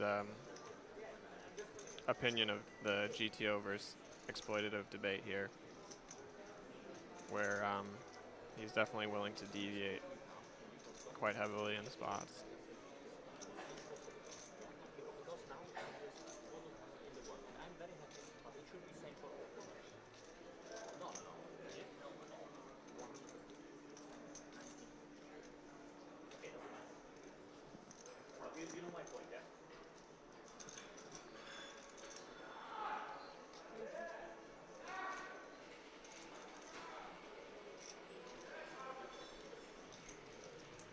Nietzsche checks action on Badsikowski now. 7.6 million in the pot.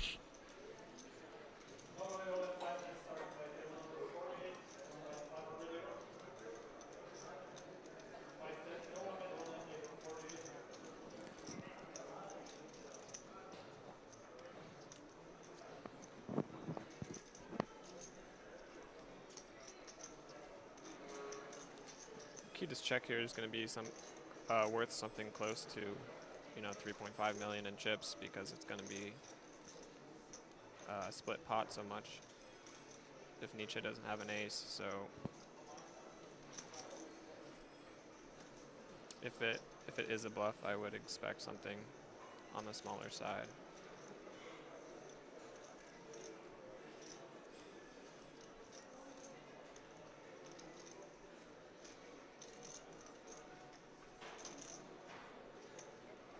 I mean, that being said, Nikita's also at the nut bottom of his range here on the river, so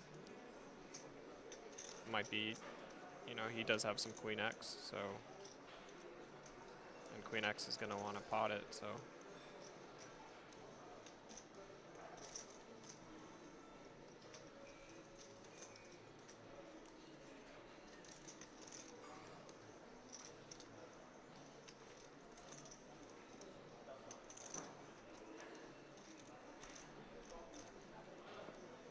Action on Mikita Badsikowski. 2 minutes in the tank now. Anyone's guess, James, what happens next? Yeah, I have no clue. He has to go for it for sure, I think, does he? I mean, Nietzsche check raise flop, check turn, and now he's check river again. It changes everything now that the pot will be split some frequency of the time. Looks like 3 million bet. Yeah, very small bet here. 1.6, in fact.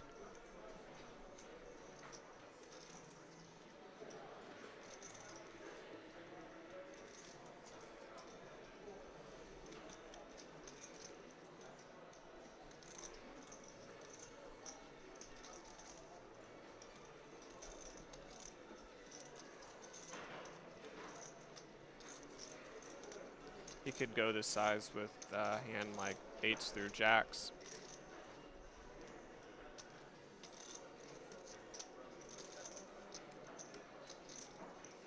Ace X, obviously.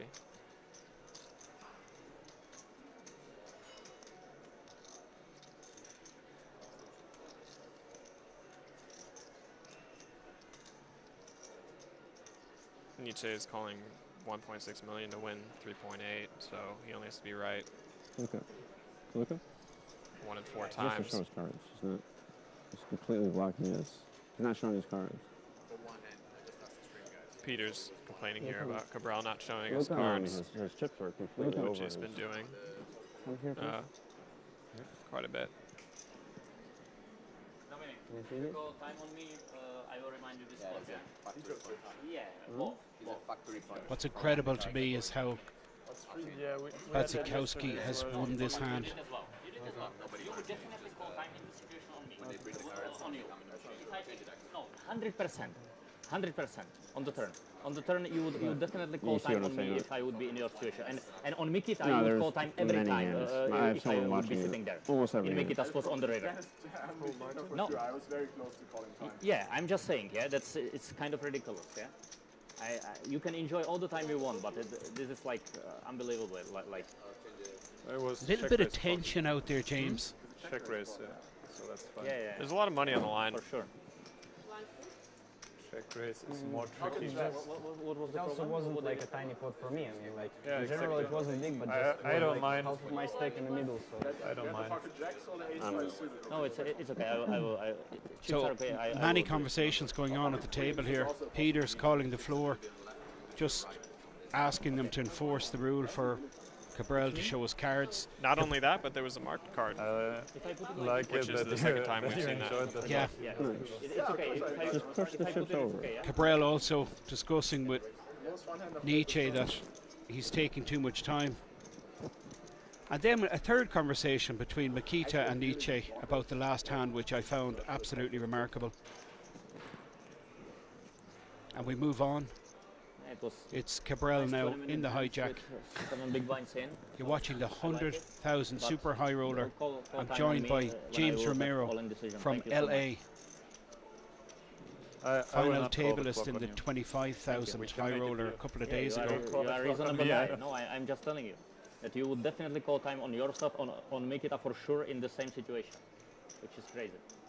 Cabral taking a minute to decide here with his queen six No, suited after no complaining problem about the with hand. I time have problem issue. with other hands when he called the time when it was unreasonable on me. Okay, let's go, let's play. And right now, 8:15. You can actually feel the tension out there. As James pointed out, it is massive money, 430,000 guaranteed for the next bust out, 1.2. but it's the 2.6 million euro. He took 5. You both took 3. Yeah, especially for a player like Cabral who hasn't had that big of a score yet. This is, winning here could make or break a career. I mean, this is a really big deal for the guys that you do not see so often.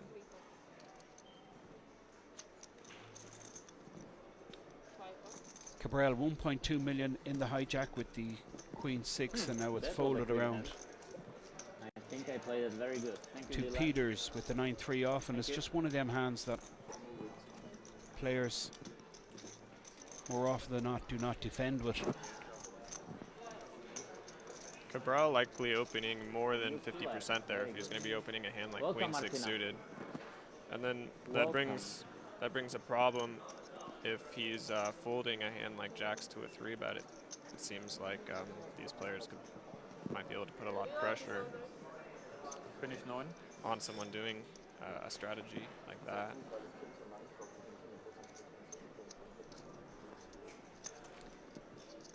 That is the face of Makita. Now up to 18 big blinds, I believe.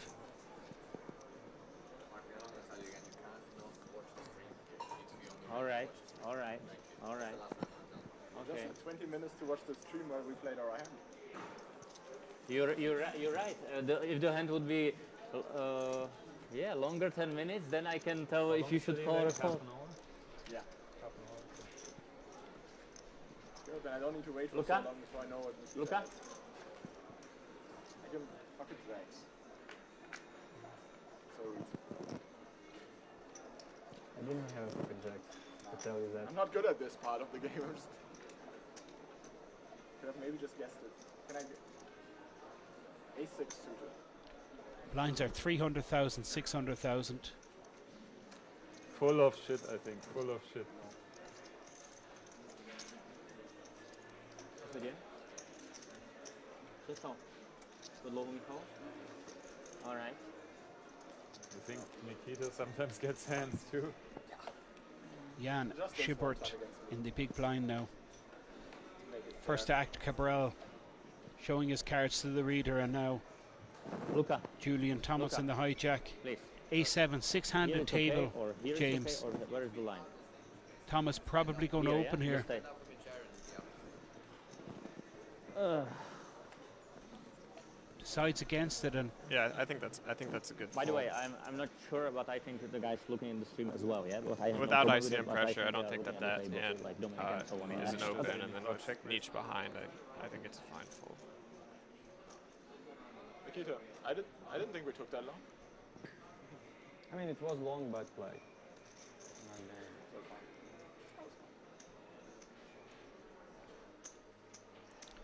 Just put see, a shot the clock problem, on the James, everyone would manage to make that we decision in find 30 is seconds.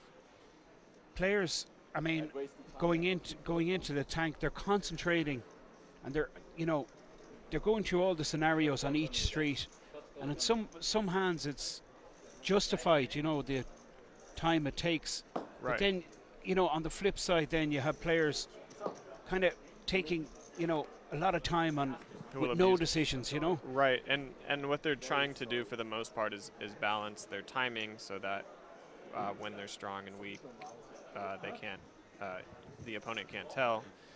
But that's why the shot clock is so good, and I'm such a proponent for the shot clock. Is it helps everyone because there's less of that balancing act. I mean, time is money, so everyone wants to use as much time as possible.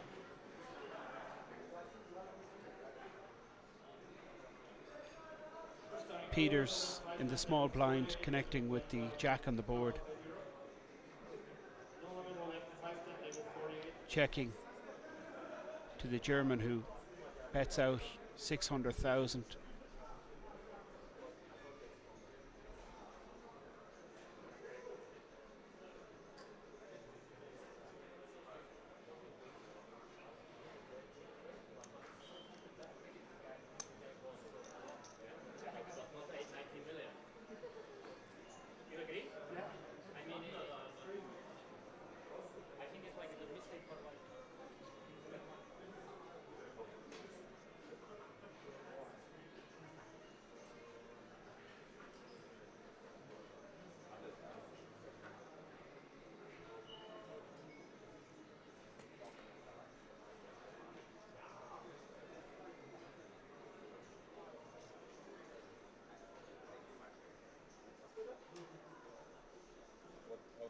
That is Luca, the tournament director, just looking after proceedings. I feel he's going to earn his money today, I think, James. Yeah. Quite a few issues. Schwippert's been playing really solid all the way from like 20 down. Not getting in big 3-4 bet situations. Some of these, some new ones. Yeah. Okay, cool. It's actually the first hand we've seen him play. 2 hours now. It's coming to the end of the second level, and Right. it's the first hand we've seen him involved in. Right. He's picking his spots for aggression.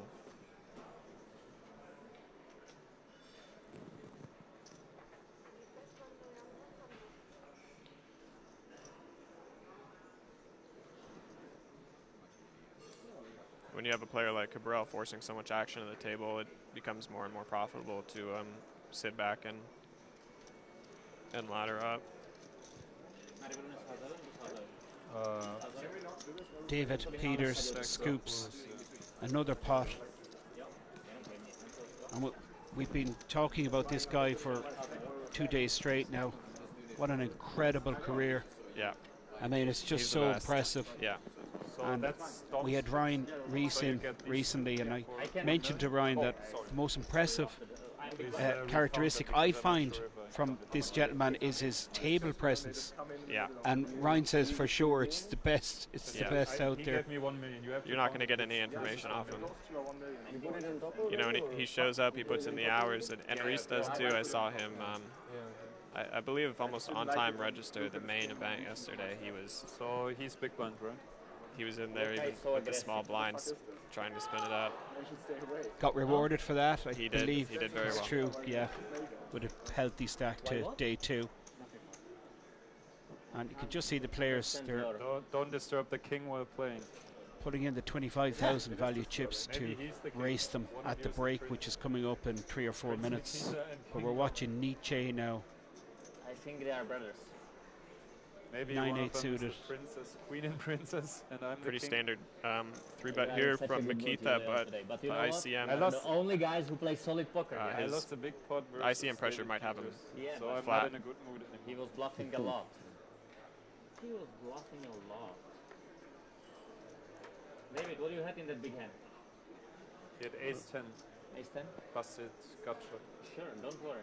Don't worry, be happy. and Ace 10, he bluffed me. chooses the conservative route. It's Dominic, so I probably still don't play, so it doesn't matter what I have. All the better. Huh? Better that way. Actually, with Jan in the small blind You want position, me to fold?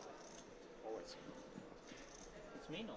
considering his options here, Yes, I can see it. I think he's going to fold this, and he does just put the You want cards me to over the fold or line. what? And now Martin You can Cabral. choose. You wanna fold, yeah? Just fold. I look at one, and if it is bad, I don't even see the second one. First one is pretty good. Of course. No, of course not. It's like half cards are good, half bad. The second is very interesting, but you want me to fold.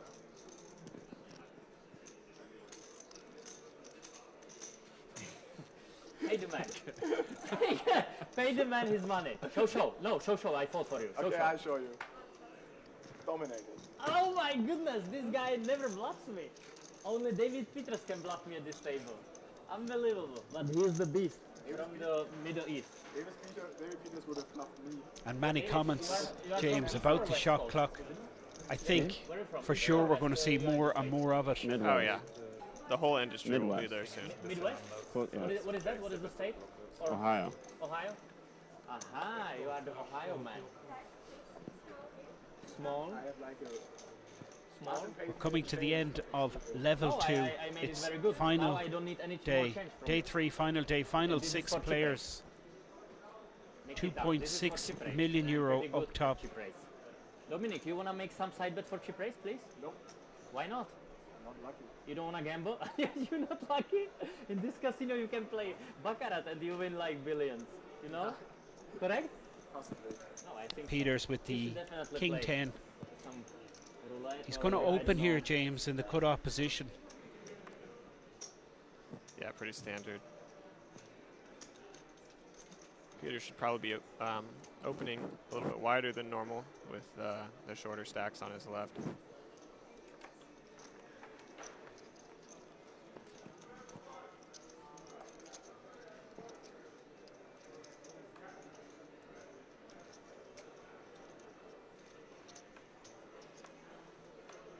Small blind position, Martin Cabral.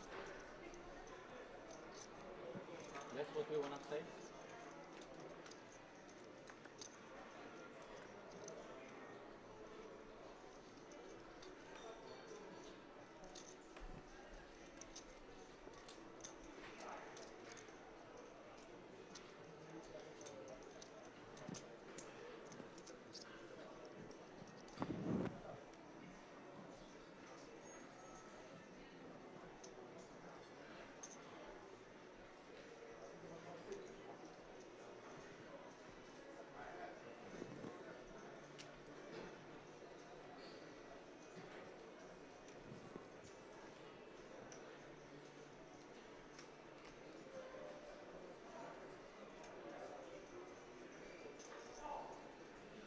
Drinks?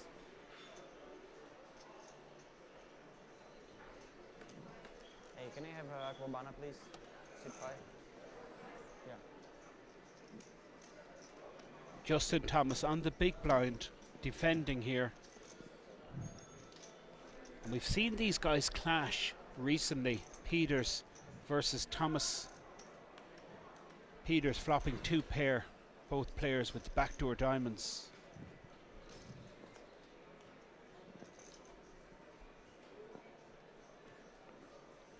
$3.6 Danny. I need million to chip in raise the plus pot. 20 million. And I guess we're going to see Peters make a That's pretty sick. continuation bet here. Look, this one my for chip raise, okay? I He need checks it back, Yeah, James. he's been playing some tricky checks. There's a bunch of different flop strategies to use. Peters looks like he's been using some mixed strategies here on the flop.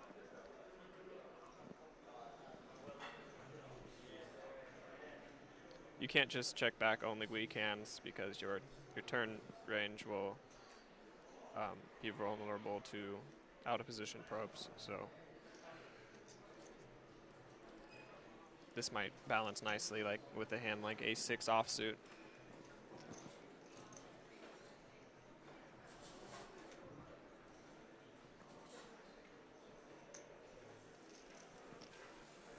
Yo. Watching the stream? How is it going? Who's crushing?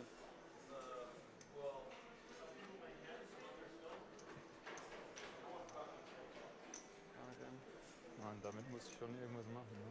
Hold. Delayed continuation bet from Peters. David, heel close. Thomas Iron Man. surrendering, and I believe we're going to go on a break, but we will be back soon. I've had the pleasure of being joined by James Romero. James, thank you so much for your company, and will you pop back in at some stage during the week? Yeah? Are you going to play the main event? Already made day 2. Oh, congratulations. Yeah, thank you. So easy day for you, yeah? Yeah. Good stuff.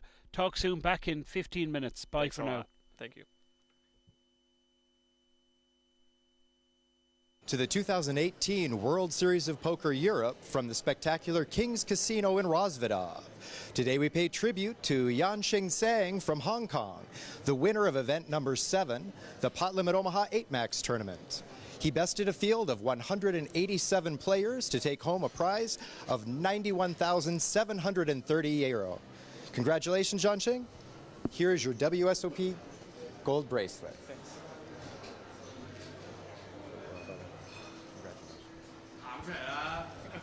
It's okay.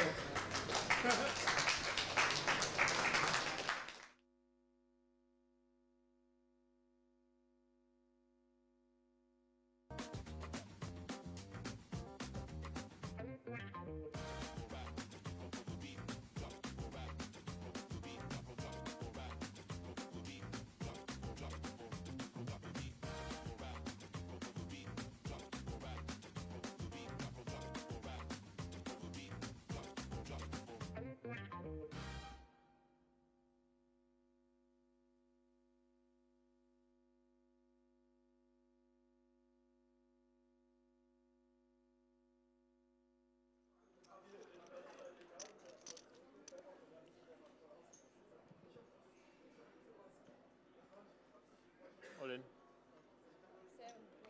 Call. A7.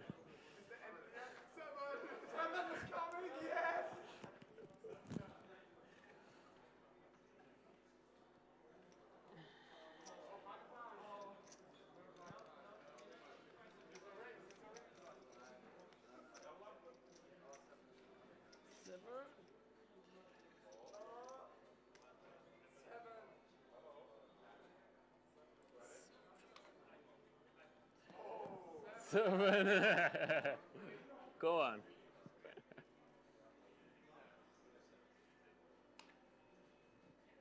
Good game.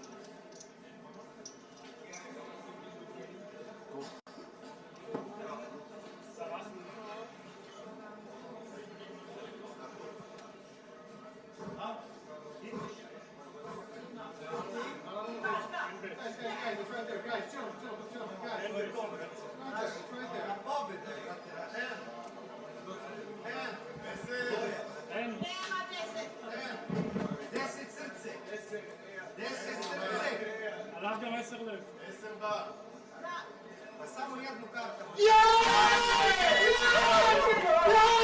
Kako da bereš? Šta ti rekao? Kao da bereš, bre. Sad ti rekao, bre, nema domela. Tvoje. Tvoje, bre. Bravo. Bravo. Tako se bori.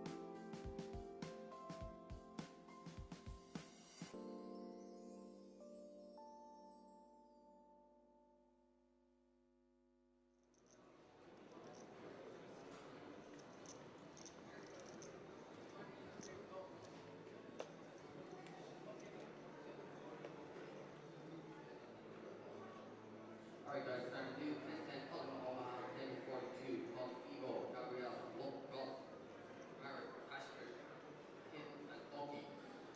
Number 43, 10-10 Tottenham Omaha.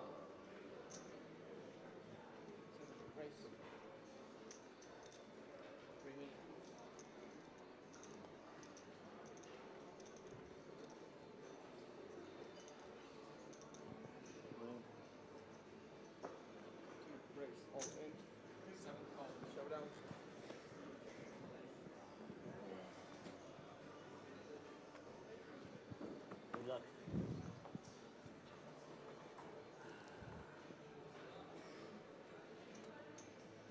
No reason to watch.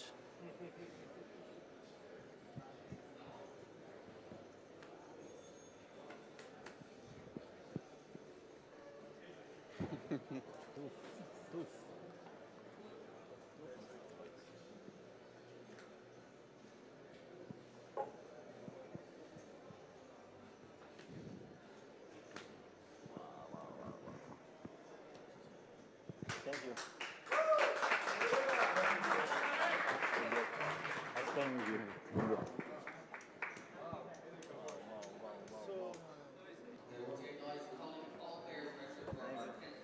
Still well played. Still a really good finish.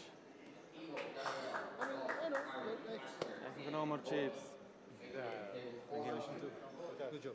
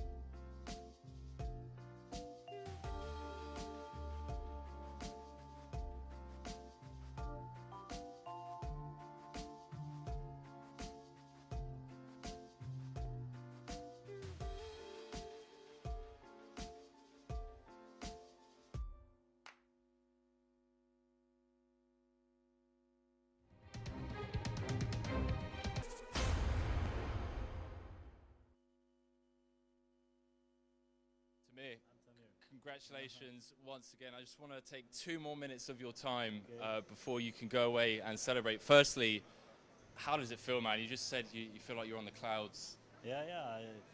The whole yesterday and today, you know, I'm playing. I have no idea where I am, what's going on. I'm just playing, and suddenly, with the final table, suddenly I'm chipping. Things just happen. Just and, worked out for you today on bang, the I'm final here. table. Yes. The whole 3 days, I was lucky. I was wrapped with luck.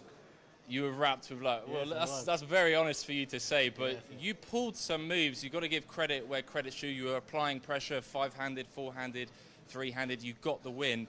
What I want to ask you, for the fans back home, at what point on the final table did you just think this could happen? You know, this could actually happen? I think with the ace queen versus ace king, Huge. suddenly I'm 25,000, and I'm thinking, okay.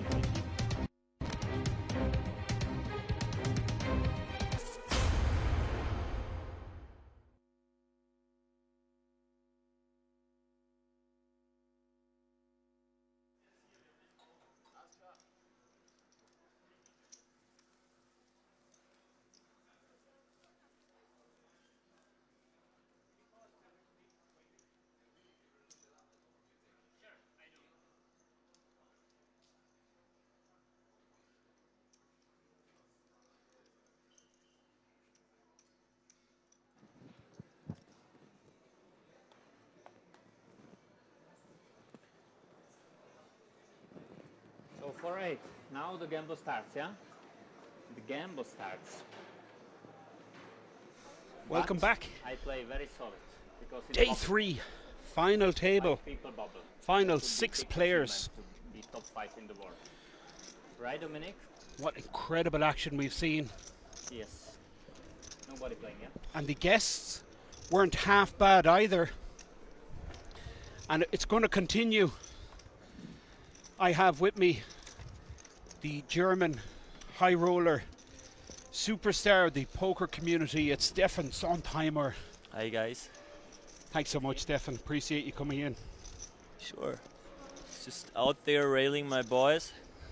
See how things go. This door is not closing here. You can help me with That's that. okay. No, it's okay. Yeah. All right. So we see your very good friend Martin Cabral on the button here. Yes. And he makes it 1,600,000. So I guess the blinds are 400,000, 800,000. Yeah, that's true. Yeah, I talked to Martin yesterday after I busted. We prepared well for the final table today. I guess he has a really good strategy. I was helping him out in tough spots with the hole cards. So we see how it goes. So far, we were pretty card dead, but I think like we have a superior strategy to all those other random guys, and we'll get there at some point.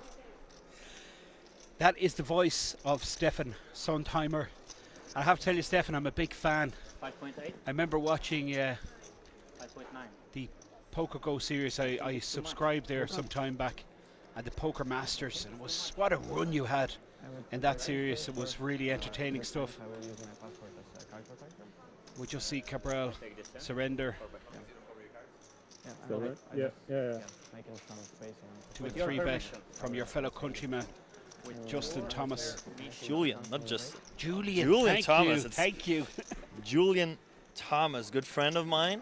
Now in second position, just reaching for Dominic Nietzsche at the top, the defending champion. Too late. So 50% of the field from that small little nation, just a couple of miles away. Which is a small little nation. You mean Austria? Yeah, most of them are Austrian residents, and they are known for their good poker skills. With here Jan-Erik Schwippert, same thing, German living in Austria. Nikita Badziakuski, German by heart, I guess. But you're trying to claim him, I can understand that. Yeah. We want to. I mean, he's part of the team. Yeah. We went out after every the final 8 where they stopped playing. Yeah. We went out to the restaurant here in the King's Casino, and we were some Germans plus Timothy Adams. Shout out to him. He finished 9th. and Mikita Badzakowski. So that was like he's part of the crew for sure. Part of the crew. Yeah. And it's look, the word on the street is you're like you want Martin part of this crew. You're trying to get him in there. Is this true? No. No.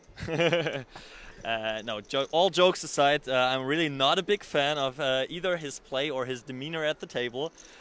Maybe some of you, for sure, some of you watched the stream yesterday when I was seated right next to him, and he kept talking. I was in between Martin Cabral and Dominic Nietzsche, and they kept talking to each other. I just begged Dom to stop talking to me because you could not really hear it, but he was shouting in my ear like non-stop. I talked to the girl that is doing the volume stuff for the stream. So Yes. for you guys, we turned down Martin's volume to like 40% already. So just imagine whatever bullshit you hear from him, in real life, it's more than double the volume. So this is what I came back from the one break with my noise cancelling headphones, listened to music with full volume, like more relaxing kind of music, was kind of chilled, and I couldn't hear a single word that who was on the table, Jan Erik and Dom said, but I could hear every single word that Martin said, no matter where he was. But yeah. Are you allowed headphones, working headphones at the final table? Yeah. It's not allowed. Oh, it's not allowed. Okay. Yeah, Martin. Martin made the floor woman Kate make an exception. No, no. Martin made her telling me that I'm not allowed to wear those anymore, and I was. I mean, you can find it on Instagram somewhere. I guess I was like, no, just like I don't give a shit. Like just. Oh yes. Yeah, yes, I called out like it's. I'm not. I stopped listening to music actually. I just used the noise cancelling headphones, and I said it's not headphones, right? It was ear protection. Ear protection. Ear protection. Yeah, we did hear this conversation, and it was an incredible final two tables. It was really tense out there, Stefan. I suppose it's a big, like, even for you guys that are used to these big buy-ins, it's still incredible money. You know, it's 2.6 million up top. Yeah, I mean. But I felt like usually it's just so many friends out there as well, so it's a relaxed atmosphere. But it was all Martin made it a show about himself, and that made it so intense, and everyone I was just begging for getting a new seat draw. I was really looking forward to that final 16. And we didn't see, like, you were pretty short when you were on the feature table, and then you were moved to the outer table, and I know you cashed. Yeah, I was Tobias Siegler was with a little under 2 million. He was the shortest before bubbling with the final two tables, and Vladimir Trojanovsky and myself, we had about 4 million. Blinds were 120 to 40, so it was like 16 big blinds for me. And I was lucky that Toby had a really unlucky seat draw. He started in the big blind, paying both ante plus big blind, and had a close call against small blind any2 open jam from Christoph, I assume, and called off his pocket deuces. And I was lucky that the bubble burst in the very first hand, and I got like another 1 or 2 jams through, and the third one was a 12 BB low jack open jam with 9-10 suited, totally standard. And Steve O'Dwyer looked me up in the big blind with ace-6 suited, which I think is a little too loose. But if you run as good in all-in situations as him, you can do that. And obviously ace on the flop, and no sweat for me that on the turn, and leaving in 15th, I guess, for 140k, which would be great if I didn't play 2 bullets. So it's okay. And we made a few remarks earlier with we had James Romero, the American, in. And we were just saying that, you know, the bigger the buy-ins at the real high levels, it always amazes me how the players re-enter and multi-re-enter. You know, they fire multiple bullets. Yeah. And even and late reg. So often you see players. I mean, we had 80. I think we had the guts of 10 players jump in on day 2 of this event. I mean, this event was very, very special. You have seen the players that were playing, and especially in the end, there were some players that were there for the gamble. Yes, for some that sure. really do not care about the money too much, and for them, it's I assume You just wrote down a name for me. Yeah, I agree. But like all the Triton players that came over, they have some great players. Yeah. But they have some great gamblers as For well. sure, Richard Young you're talking about. Yeah, he Paul cashed, Qua. right? He did a good job yeah, here. Richard Young cashed, yeah. I guess Ivan Liu was a little unlucky, but Yeah. he likes to put it in there and put you on the test. And yeah, I'm a big fan of him. And they jumped in like 3-4 times yesterday after like losing the 2 flips. They don't give up, right? Why should they? And they just enjoy it so much.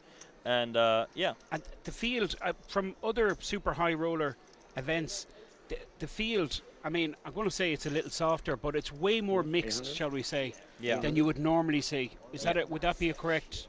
Yeah, normally you have like some recreationals, and only the top pros can play profitably in those fields. So you have like a very polarized fields. The top pros like Mikita, like David Peters, like Dominic Nietzsche, they're playing all of them, right? I mean, the Americans are missing here, like Justin Bonomo, Ike Hexton, you know all those names. Stevie. I think so as well. And this one, when there are like so many recreational or gamble type players, I mean, it's a bracelet event too. That's like the shot for lots of people. And it's just possible to win a 100 runner field. And so that attracts more of the not top but like second tier X that are playing as well, which makes the distribution a little more. What did you say? What is this your word for? It's a lot more mixed. Yeah, it's way more mixed. You have like good regs but not top, like okay regs that do well in that field but maybe not in others. And yeah, that's how it is. Yeah, for sure. Looking at the lineup, 95 players, and in a 100,000 buy-in, you'd see. I mean, 90% plus usually are like, I mean, just zero soft spots. But in this field, you look around, you go, who's this and who's this? And then you see them playing, you go, wow, this guy's playing like a 50 rebuy in my local casino. Yeah. I mean, I won't talk about names like that I put out there with bad plays, but we have seen what was it? Hijack open race, cutoff call, and a big blind squeeze jam with king deuce off for 25 big blinds. This is definitely not GTO, how people love to call it nowadays. So it's, yeah, that stuff. That was some fun. It changes the table dynamics because all the top regs, they can't play like their game. You have to adjust to whatever is around you, and that makes some interesting parts happening for sure. But just to give a balance to what we're saying, Stefan, I mean, you just look at this table. I mean, it's all I mean, every player here has deserved to be here, right? They've all. I mean, they are all like very, very, very good. Serious. I mean, the play. I mean, the play look at seen. those people and their years or last years. Dominic Nietzsche winning that event here last year, having a really good run this year too. Mikita Badjakowski crushing it this year, winning 100Ks left and right. I remember, what was it, Barcelona 100K, he won that one. He won the both Triton events in Jeju and in Montenegro. Where the sucker want to flip against me for the chip, which is ridiculous. David Peters, I mean, that name is just always at every final table of a 25K plus. And for me, for sure, this guy is the standout player over the last couple of years. He really is so impressive. 26 million in tournament earnings. And then your fellow countryman, Jan Erik Schrippert. Yeah. Schrippert. Yeah. Now, I don't know much about Julian. I know he's with the No Limit Gaming crew. He's a very good friend of mine. He's living in Vienna. He has a great girlfriend there. He doesn't like flying too much. I think some people know about that. So he's not going to Vegas or like some of the other spots he's playing, the HighRollers in Barcelona, in Prague, and he had like 2 years ago he final tabled the 50K in Prague. He won a WPT in Prague. He's out there as long as it's in Europe, short distance, but he's not traveling the world like most of the others. Which is maybe one of the reasons why our viewers and myself haven't heard as much about him. Yeah, as if you others. would see his online graph, I mean, he's part of the crew around Rainer Kempe, Fedor Holz. He has known all of them. He was playing higher than them at the start of their career. So this is same crew, and I got to know him, and he's a really good friend nowadays. And if there are technical problems, I get penalty for technical problem. Yeah, it's not good. No, I don't like. Yeah, not part of the traveling crew. No, I will put it where I should put it. But otherwise, Interesting conversation developing here, Stefan. Yeah, okay, but Yeah, I only see a hand between Mikita and Dominic, and everything I hear is Martin talking. So I always try to not listen to that voice at all. That just helps me to relax a little more. No problem, but seat 1 is bad, yeah. No, I'm left-handed man, you know. So it's on the other side. Yeah, he's not. He wasn't showing the whole cards for ages now, and is now discussing that he's left-handed and can't show. I don't know. It's just bullshitting around, which is probably part of his game. But okay, just try to not focus on that too much. And yeah, let's look at the cards. Nikita here now back up to 20 million, and there's a couple of real standout hands over the last week. Between this event and the 25k, and this guy is involved in every one of them. I mean, it's just I don't know. Are you familiar with a hand in the 25k? It was just such a weird spot. It was like I don't know this one. 4 or 5 handed. Oh, the ace queen suited fold. Like here, he gave his bracelet away pretty much. He would have won that 3-way all in. No, sorry, that's not the hand. I know the hand you're talking about. Okay. Yeah, there was another hand where. It was one of your fellow countrymen. Is it Rudolph? Oh yeah, Rudolph. Christian Rudolph. He had the Jack 10, and I think he had the pair of 3s. Do you remember the hand I'm talking about? I don't know that one. No. Yeah, have a look at it. I mean, it was just on a different level altogether. And somehow he ended up winning the hand in the end, anyway. And we've seen something similar earlier on today versus Dominic when it was a blind on blind. He'd 10 rag and. Dominic check I've heard about something with 10-3 off. 10-3, yeah. Dominic check raised him on the flop. You know the board? The board, in the end, it was Queen, 7-7, ace, I think. Yeah, ace, Queen, 7-7 in the end. So they were both like going. He was bluffing for the split. I mean, it was just. I mean, he was calling the check raise, or was he raised? He 10-3 in the big blind. Yeah, Dominic limped in. He raised him. Dominic called the raise. Then Dominic check raised him. On the queen? It was the 7 ace queen board. Okay. And then he continued. And somehow he get Dominic shut down. I was just talking to Dom in the break, and he was like, or someone else said like, did he see your cards before? And Dom's like, no, I think that makes sense with 10th. And I'm like, what? All right. I didn't know the action, but like now it. Yeah, puts it it's just out there, this guy, Mikita, and I can... I mean, the most absurd hand, you have heard about that as well, when Mikita was down to 900k yesterday. Yes. And then all of a sudden, he had 60 million again.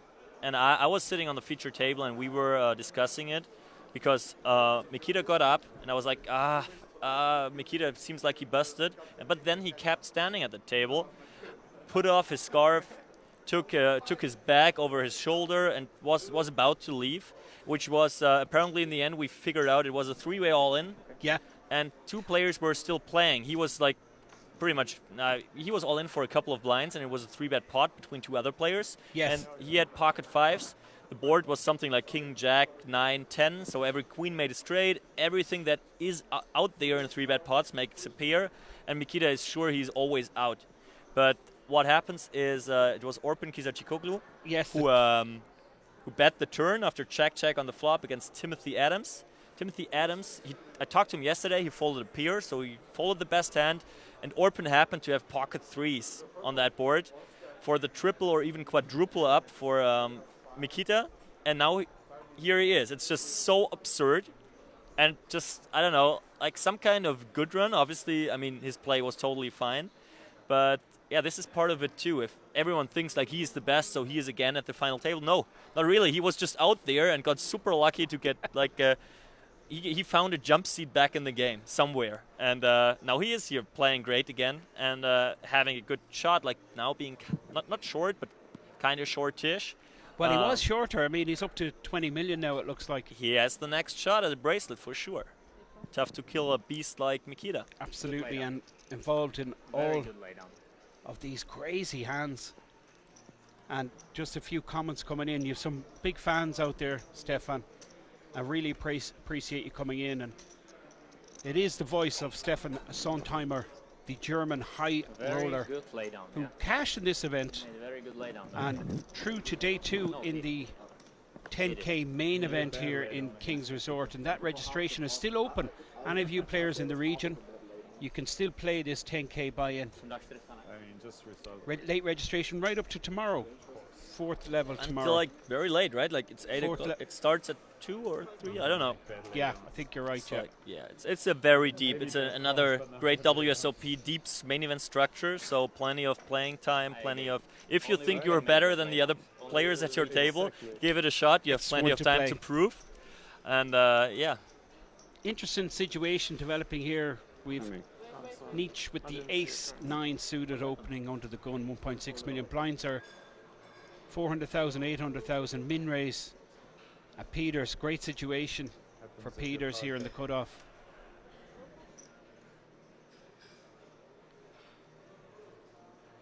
Finding aces in the first place is always great. I remember a hand I played on the feature table against David Peters, where I found aces and he outflopped me with quads. You've seen that one? The jacks? Jacks, yeah.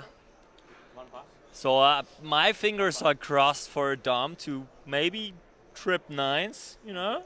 Let's see. Well, it's going to be difficult. I think Julian here has one of them 9s, but he's 9-8 suited. And Julian, just 6-5. Oh, easy, yeah. easy. But maybe a 9 is out. Oh, sorry, well, I think the 9 was in the small blind position, Okay. I think. So we got a very small c-bet, actually. So from 1.6, it's not even 3x. Dom loves suited aces, so lots of people would fold here, like under the gun versus cutoff, but I mean the price, plus he can put pressure on David post-flop, having the chip lead, just like making Peters risk to bust out with the short stacks around, so I don't see Dom folding here. It's probably not happening. Yeah, I think I know him well enough. Like if you fold here, Dom, I'm not disappointed, but then it's not you. That is the voice of Stefan Sontheimer, cashed in this event, and now you're watching Nietzsche facing a 3-bet from the American to 4.6 million, and you've called it right, Stefan. 11.2 million now in the pot. This is a big one. I mean, every single pot, and especially those 3-bet pots, are just massive now. Have a second. By the way, Two clubs, danger. I think it's how to play This Dom must like that. What is this? I mean, he's already flipping against kings, queens, jacks, everything, and I mean, and this is now where he should probably use his chip lead and play that one aggressively. I mean, David Peters doesn't want to flip for his tournament life when there's a 10 million and a 14 million stack or something like that around. I mean, price jumps are massive already. You got the price jumps somewhere? Well, I think it's 430 for the next bust out. 430,000. That's yeah, it's like just waiting, earning 150k for the next price jump for just for waiting, right? So it's that's interesting. This could be a brutal situation. Like, for example, if Dom showed something like 6-7 of clubs and just jams, Peters should fold his aces. That's just how it is. And this is a situation we could see. We could see Nietzsche raise here, Stefan. Nut flush draw with the 2 overs, and the idea to apply max pressure to the shorter stack Peters. Lucky passport. I never seen this kind of talisman ever. Lucky passport. It's a very tiny bet. Those 2.7 into 11.2. That's like quarter pot. Totally standard on that board in that spot. Right. Definitely folding out. I mean, just think about Dom's range. He has like all kinds of Jack 10 spades or whatever. Just folding out stuff. We see him in the tank. Almost a minute already. And this is what goes through his mind. He cannot really just jam. I suppose he can. Like he thinks about small check raise and then call off. Maybe sometimes getting in even against worse flush draws. Maybe again just the check call. Who knows? Yeah, it's like all options that he has in his mind. Folding is not one of them, and he's going that for the raise. Looks like over. This is like a Okay, the 10 million. This is the check raise call off. Whew. This is like now such a spot for Peters. There's no way he will ever fold aces, obviously, but it still feels bad, right? He knows that the range he's playing against has exactly that kind of stuff. Maybe some bluffs that are check raise folding, with like some backdoor equity, let's say a 9-10 of diamonds, maybe something like that. And well, he's running against some flush draws like that hand, maybe against some worse pockets, but not really. And sets for sure, 5s, 8s, all in there. And then he's kind of dead and busts 6th. So yeah, it's 6th spot.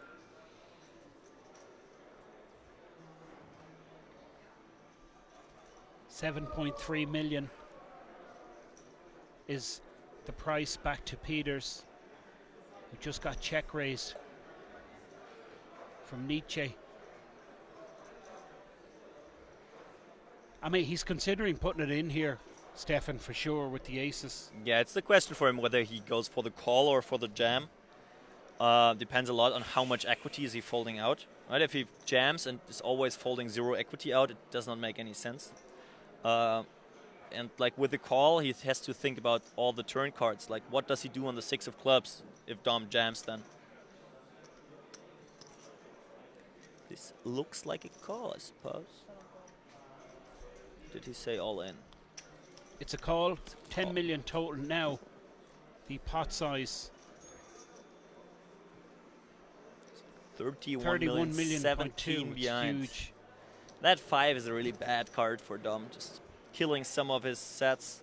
So he had 3 combinations of set of 5s on the flop. Now it's just one combination of quads left. None of his bluffs improved. So like ace 9, there's, I mean, he won't get away from that hand, right? He probably thinks he always has 12 outs, like giving the 8, I mean, blocking the ace as an overcard. Ace as an overcard. The 9, like, not really, but I mean, it's an overcard to the board, but I mean, David does not have lots of 8x here that is playing like that, and he just jams. Probably getting the snap call. Bad news for Dom here. Yeah. Still very much alive. Whew. One card to come, 18% for Dom. That's like, it's more likely than rolling a dice and hoping for a 6. So, aces hold. and that's a huge double up. Pot. This is just, they are exchanging stacks pretty much. Now David Peters, wow, with like 65 million. Yeah, the graphic is incorrect because that's adding Dominic's total amount of chips. We see the plus 33.8 at David Peters, so he doubled plus blinds and antes, so he probably had like 30 before, plus that. Let's make it 65 mil he has now. And Dom, I don't know how much he had before, but that's a significant loss.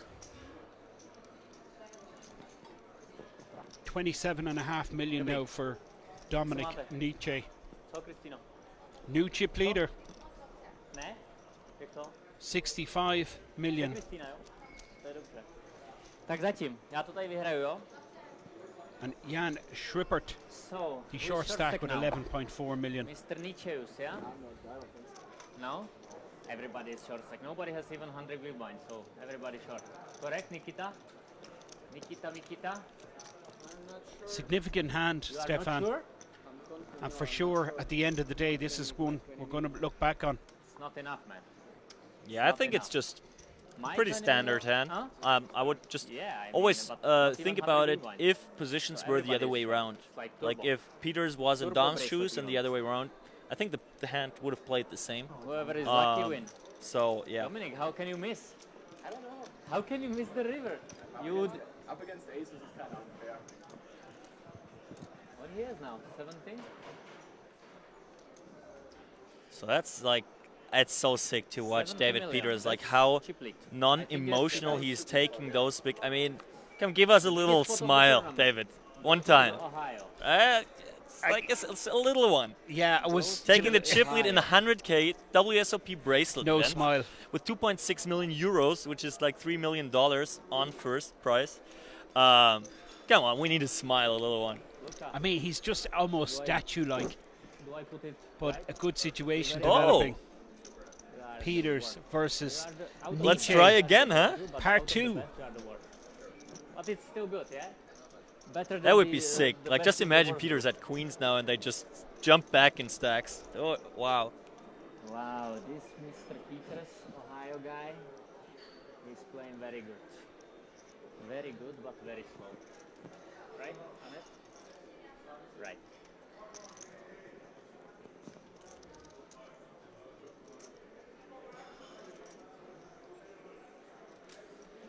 Ay, ay, ay. So 1 million is the raise, so we're looking at 4.5. 3 bet, Stefan. I guess a little smaller with that stack size.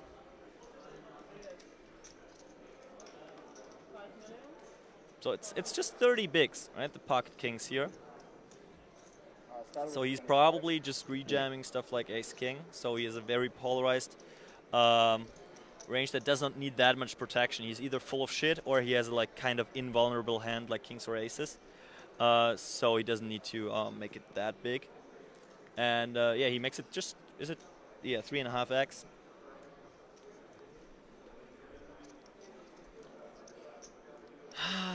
Hijack, that's like a tough one. Hijack. I think on the cutoff he will always call. That's 7-6 suited. He could sometimes find a fold. Can I look? No? Can I look? Please? Please? No, that's personal, sorry. I don't like it. How old are you, Mikita? 26. 6? I already see in the chat someone was assuming Fedor did not play that tournament, but that's wrong. He tried twice. The prince, the German prince of the high rollers, is not in the running shape anymore. It feels like it's Justin. We were lucky that Justin Bonomo didn't come over, but yeah. We're talking about Fedor. Fedor holds. Yes, someone said he was probably. Wow. This is sick stuff. Check out this. I mean, they just played that massive draw against aces, and now, I mean, it would have been more fun if the ace was a queen, right? That kills it a little, I guess. But wow, Dom must hate his life, right? You lose that pot, you find kings, you're happy again, you try to hope for a setup in the first place, then you at least get the call, hope for a dry board, and get that massive crap down there. And Peters for sure going to show a lot of interest, and that might, you know, that might look to Nietzsche like, okay, I'm up against an ace here. Yeah, and like, I mean, that's again the right for Peters. He can play it so aggressively now, because he's now covering Dom, and Dom definitely does not want to bust in sixth with that stack. He has. I mean, it's only 21 million left now after that 3-bet. 12 million. The thing is, I mean, he will not fold the flop. No way. So he actually c-bets, okay. Then he might fold the flop if Peters raises. But just imagine there is a spade on the turn. No, it's not good. But Dom holding the king of spades. Wow. These gamblers, they are bust, and then we can play heads up. It's so good.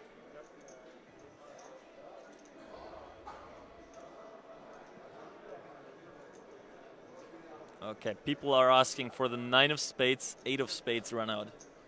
That would be a good one. Would be a really good one. Tak Freddy, jak to vypadá? Dobrý všechno? Co? Tak musím vyhrát, ne? Yeah, thanks Martin again for talking a lot in Czech while those two players are in a massive hand. No tak pracuju na tom, no. Jde to pomalu, špatná struktura, ale nevadí. Yeah, he did that yesterday as well, just talking to the dealer in Czech while we were playing a massive hand three-way. Whatever happens when he's in a hand, I mean, whatever boundaries he pushes, this is out of line for sure. Yeah. Especially in a big, I mean, this is huge. They try all both. in, this is insane stuff. Peters applying the max. This is quality stuff, Stefan. Yeah, this will be a fold, but The brain, I mean, just feel like Dom now. You get that massive shot at busting Peters pretty much, and having all the chips, and now you are one of those short stacks. Thank you. One of those, I mean, just so painful. I mean, he's in the torture chamber here, but he's never calling. I don't think so. I mean, Peters does not have any bluffs, right? He pushes his equity to put Dom in that spot, and well, Dom has the king of spades, right? So there is no king jack, no king queen of spades. They're probably not pushing, but could play the same way. So he's looking at. I mean, Peters will jam something like ace 10 for sure. That's those vulnerable two pairs. Don't know whether he defends 10-8 suited pre, but this was just a fold, and Peters must feel so great. 75 million now, David Peters, and I mean he came in at the start of the day with just 30 big blinds, 15 million, and just a point there. And one of the viewers made the point, and I think we have to just say it, like in that hand they believe Martin was actually off the table when he was talking. He's still doing it, and he does it on the table. That was my story because I experienced it yesterday. He does it on the table as well, so it's maybe not that time, but so we see Dominic Niche from the 6-6 chip lead to 5th position. David Peters now crushing it. Everyone else doing nothing. That was 2 sick hands. But if someone has the mindset to not get really tilted, and just, I mean, what is tilt? Tilt for me is when you start playing differently. Start playing bad. When you make a bad mistake. Yeah, like if you are a little upset about what happened, but you play your A game, it's all good. It's not like the real poker tilt that how I would define it.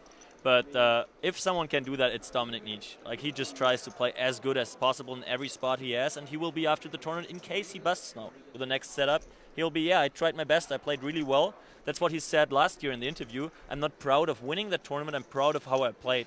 And he will say the same, whatever position he finishes in. He will be a little sad, probably. But, I mean, so far, he played it well, I guess. Some really good analysis from the German HighRoller, friend of Dominic, just explaining the mindset there. And now we have Martin Cabral, it looks like, open, and he's forgot to show his cards. I mean, yeah, he for sure forgot to show his cards. And you can see the dealer just telling him to do it again. And he's opened here 1.6 million with 6-5 suited, and now Julian Thomas, the German, based in Vienna. 1.6 million in live earnings, but I'm told an absolute beast online for many years. Reaching for 3-bet chips. Like making a little Martin Cabral impression here, cutting out the chips. But please don't put them back now, right? We don't need that. 3-bet in your face, Martin. And yeah, I do not really know. I've heard yesterday, I didn't watch the stream, that Martin, like, final 2 tables folded jacks just to a 3-bet. Was that reported correctly? Yeah, no, it was, 100%. So I think we have seen him opening Queen 6 suited. It was Queen 6 of hearts from the hijack today. So if he's opening like that and folding like yesterday, then those spots are printing massively. Now, Julian has a different spot as well, because on his side of the table, he's the captain. Right? He does not have a big stack Dominic Niche to his left anymore who can push him around. So he can start doing some stuff. So let's, you have a story? I think we need another minute until Martin acts. The hand you were talking about yesterday, it was Adamo on the button. Martin opened with the jacks, and Adamo, like, both players weren't that deep. Martin had him covered, and Adamo with the baby ace suited, ace 3 of diamonds or something like that, puts in a 3-bet, and Martin folded out the jacks. And I guess this information could be pretty much common knowledge to Julian. I mean, we all had dinner yesterday together, and we were talking about that hand. So the problem is that Dom and Mikita have that information too, and they know that Julian has that information, but they don't have the spot anymore, right? With a big stack to push Julian around. I mean, showing ace-7 off here just shows that he is way too light, right? Just imagine he had ace-8 off here, ace-9 off here, some suited stuff. We would have seen the same thing. It's a joke. Unbelievable. It's unbelievable. I think the floor is called. I'm not sure who's called it. Maybe someone called time again. Thinking 1:30 already for Yeah. facing a 3-bet. Just trolling around the whole table I'm for not- 3 days straight. I'm not sure who would have called time. Maybe Makita. No, Makita will never call No? time. It's probably Dom likes to call time on Martin. Okay. Or even Julian himself. Julian, okay. But I haven't seen him speaking, so I don't know. Julian called it? Okay.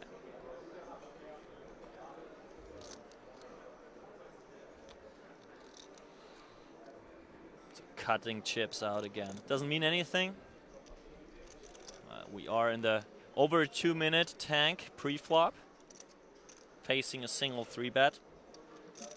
I've played against Martin online already. On PokerStars, he plays or played, not anymore, Yes. 25-50 cash game, a couple of tables, where you have like 30 seconds to act, or more like 10 seconds for the usual spot. So, yeah, this is just a massive troll. He likes to be in the spotlight, and yeah, it's like how many viewers we have, how much of our time is he killing right now?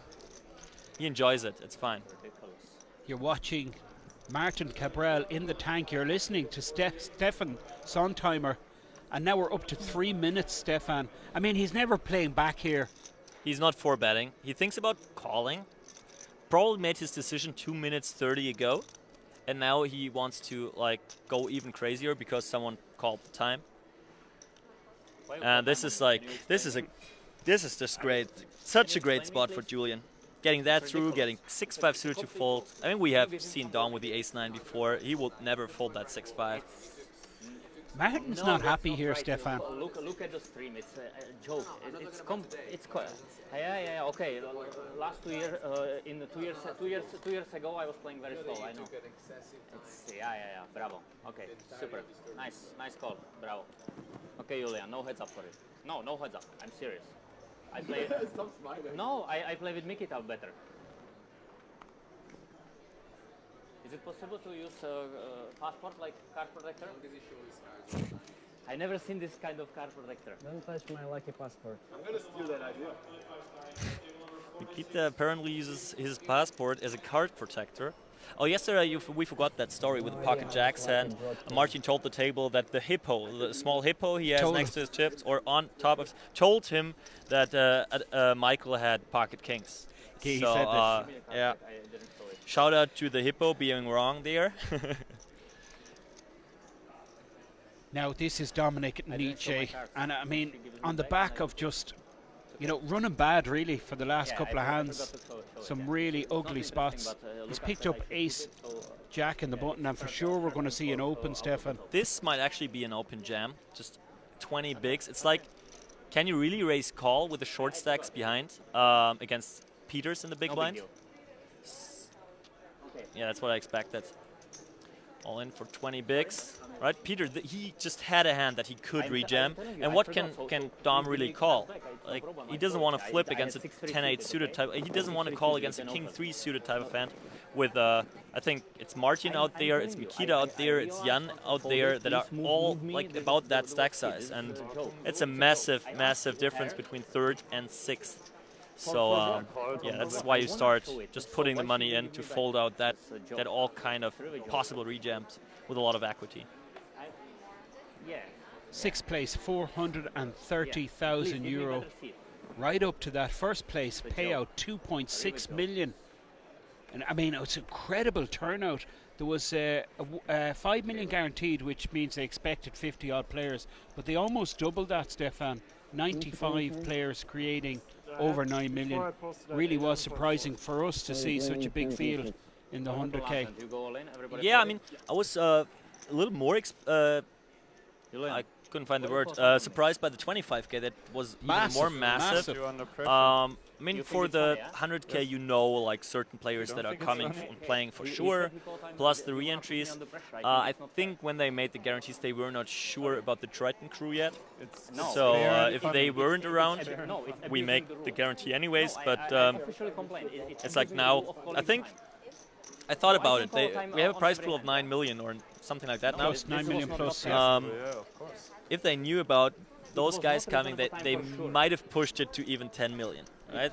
It would have forced some other players in. Yeah, attract some new like, players. for example, a few Americans maybe. Maybe, but probably not for them. It's not the decision about the guarantee flying here, but probably some of those players that played the 25k and decided not to play. Christian Rudolph, I guess he wanted to play the 100k after getting second in the 25. Then doesn't really feel like it. I'm not sure whether he jumped in late and just busted and I didn't notice. But like those kind of players that see how the field is, that decide whether it makes sense for them or not, and well, that guarantee would obviously help. And we had some of the younger Asian players that played the 25k and not the 100k. So I'm not sure about their financial situation or like their willingness to, like, for most of the HighRoller players here, like, I mean, it's not a secret that most of them are playing backed and don't have like 100% in themselves. It's not the biggest difference in the world whether they play a 25k or a 100k. So maybe for like the David Peters type of players that easily play a 25k and on, I would assume. Maybe some swaps, but yeah. That particular event that we're talking about, it was a 25k buy-in with a 1 million guarantee. They expected 40 players. They actually got 133 entries. It was a record here in Kings. Was it like the biggest 25k outside of Vegas this year, something like that? Some record, yeah. I mean, there's. I mean, every festival I'm hearing about records getting smashed, so nothing surprises me anymore. But that 133 entries for sure was huge. It's your decision. I mean, we've seen now Dom with the open jam and now David Peters with the open jam, covering both stacks to his left. He open jammed on the button, I guess. Yeah, covering Dom and Martin, and like both playing about, I don't know, 20 bigs, something like that. With Jack 9 suited, so we see some ICM stuff going on here for sure now.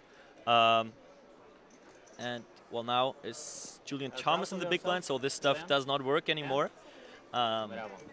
But yeah, we'll see more of that. It's just now 4 players with. I would like to see the chip stacks at some point soon, with like more, kind of similar stacks that just have to outlast each other. Like, we can look at it again. We have a sixth spot is 430k, and the third spot is over 1 million already. It's just about outlasting. And we had that final table last year. Wow. Cabral moving in with King Queen. 19 bigs, and David Peters with the ace jack. I'm pretty sure that Julian Thomas gets out of the way quickly soon.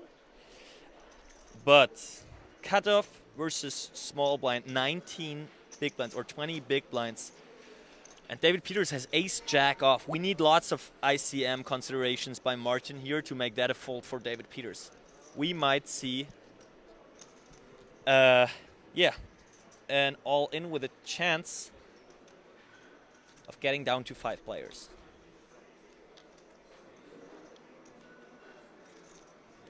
I'm surprised that Julian is considering this spot, Stefan. Peters, the chip leader, is opened. And, I mean, a small blind position here, shoving for 20 plus bigs. He's never calling, yeah. He's just taking his time in those spots. And a snap call. Snap call.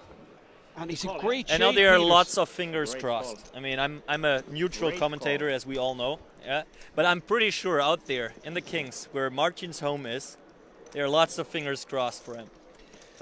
We just saw Julian in the big blindfolded King Queen. 1 ace is gone, a queen. Come on the flop.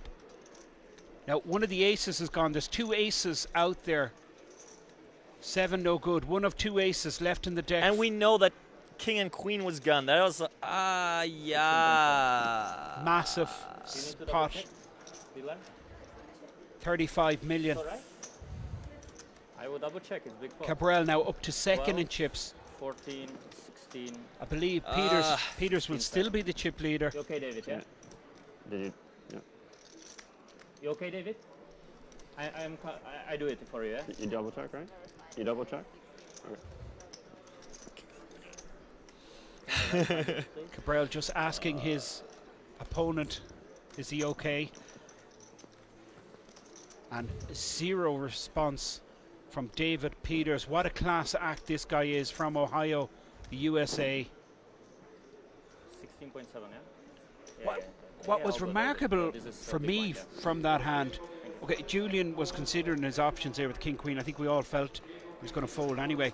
But the snap call from Peters, I didn't expect it to be, you know. I mean, he had the time while Julian was thinking, and David knows what he's doing there. Yeah. So it's just, I mean, I told you before, like you need Martin to be really, really tight in that spot. Like having him have all those ICM considerations, and this is just, no way you fold ace jack there. It's just not possible.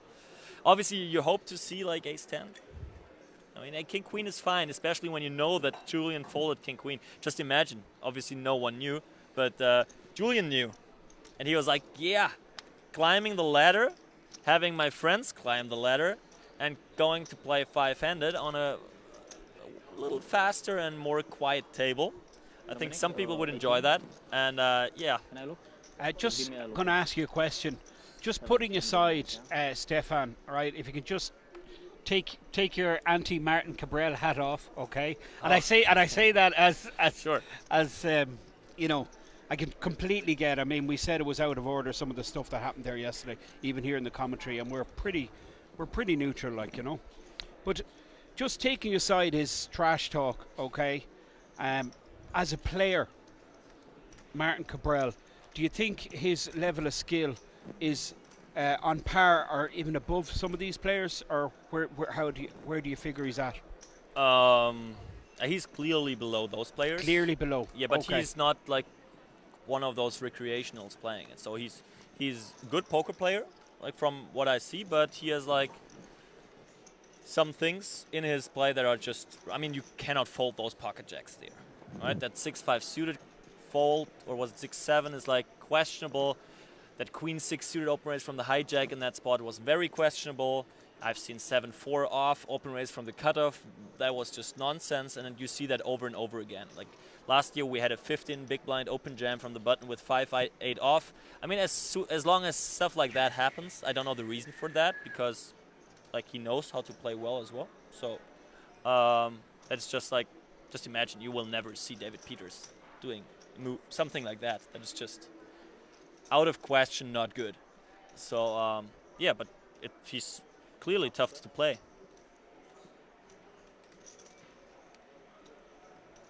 Oh, we got Chili33 in the chat. Shout out to Stefan Schillhabel, No Limit Gaming boss, and unlucky like 24th in that tournament, something like that. That is the voice of Stefan Sontheimer. Appreciate you coming in, giving us your time, Stefan. I mean, in fairness to you, I know your time is precious, and we really appreciate you doing this. We're watching your friend here, Dominic, Queen 10. He's flopped top pair. He's facing a bet from Peters. Ooh, this is interesting now. Deep Dom, all in, yeah. Going for the check jam. Just folding out equity again, like not giving David the chance. I mean, if he has it, he has it. Queen 10 is just pretty easy. Yeah, it's a pleasure to be here. I came in here. I was railing before. I didn't actually play the main, and I won't play it because I have private stuff. I will leave tomorrow. And yeah, I just figured out how boring railing without hole cards is. So I thought, like, watching the stream and having some company, by having you on my side here, is way more interesting. I mean, I could know the result 30 minutes earlier, but who cares? Who cares? Right? I'm in here. It's better to see the cards for sure. You have to use it And I'm not sure, like for the heads up or something. If one of my friends makes the heads up, I have to be out there to get on the bracelet pick, obviously. Understandable. Now, we've seen very little here from Jan Schrippert. Oh, down to 10 million. He did not really play a hand. But he was card dead too. Not one. Like, I mean, he played one hand versus Peters, blind and blind. One hand in 2 hours, just before the But did first you see break. him like folding something big? He didn't get any cards. He got not grinded down. He just got card deaded down, if that is a word, from 20 million to 10 million. Now sitting there with 12.5 bigs, making the right fold there with the king 6 suited on the hijack. That would have been too loose of a jam. And yeah. Cabral opening here. He's forgot to put his cards over the reader, Stefan. Oh, yeah. Which can but happen. I mean, he's it can left-handed, happen so on these tables, you know. Both of your cards, please. Because when you're doing like this, you're only showing one. That's not right. For sure it's working. No, Kate? So we see it. We listen to the discussion here. It's 100% working. I was already playing on this table. 100% working. You know for sure? 100%. There was just a situation when we see only one of your 100% cards. it's working. 100%. So Marcin Cabral guaranteeing Mikita here that the card reader is working. And you can understand, Stefan, can you just explain to the viewers, like, just for fairness, like if all the other players are showing their cards and then, you know, 30 minutes later they review the hand or a break or whatever, and there's one hand that some player doesn't show. I mean, it's just unfair. I mean, it's like better. Most of the players would love to never show their cards because, I mean, it reveals their game. Everyone now can watch how the best of the best play, which is obviously not good for the best of the best. But I mean, it's just better for poker. I mean, you guys are watching because they are whole cards, and it's a lot of fun, and we want to see it. But it would be unfair if 5 people show and one doesn't. So we had that spot. This is definitely not only Martin. We have that spot pretty much every EPT stream. There are some usual suspects out there that really don't like to show their cards, and the floor has to go to them every now. Like even legends of poker. I don't want to call some. I think we saw it in the Super HighRoller Bowl a couple of years ago. That was a special occasion, but no, just like the regular 50k on stars. There are some people that are well respected in poker, but they don't like that part of it, and they try to get away with it, which I think is just it's not. I'm missing the English words, like fairness. Yeah, it's not fair, and it's kind of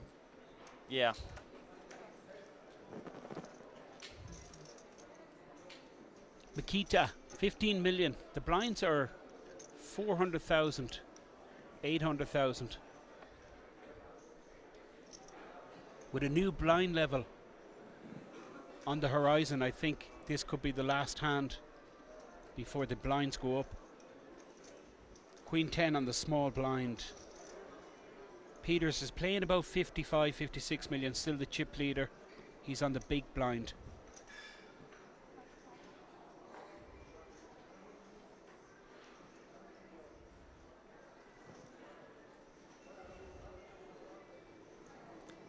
Commentator accent reminds me of Peaky Blinders. I have no clue what that is. Peaky Blinders, the main star is actually Irish, but it's actually. Oh, this is you. Yeah, they're talking about you. Yeah, and they're talking about an English drama series.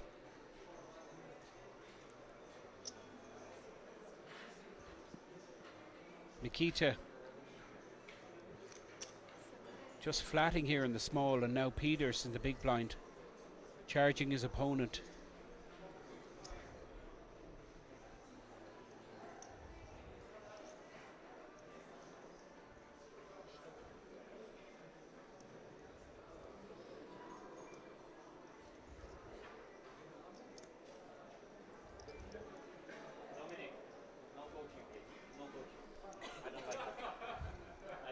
It.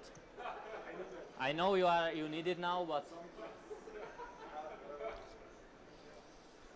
Cabral just saying to Dominic, who's talking to one of his friends on the rail, and Martin is just saying no coaching allowed.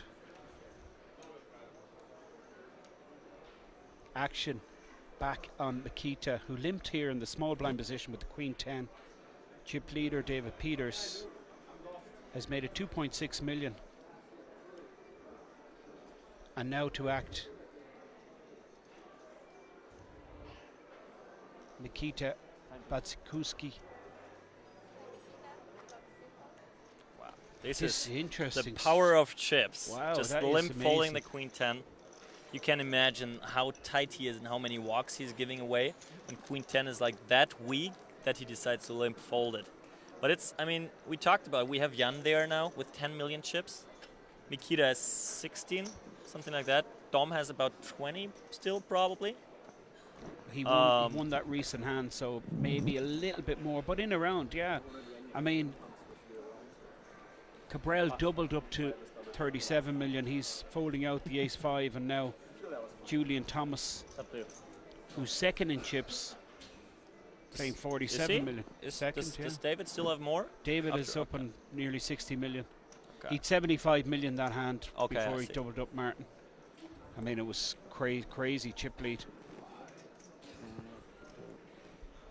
8.8? 8.6.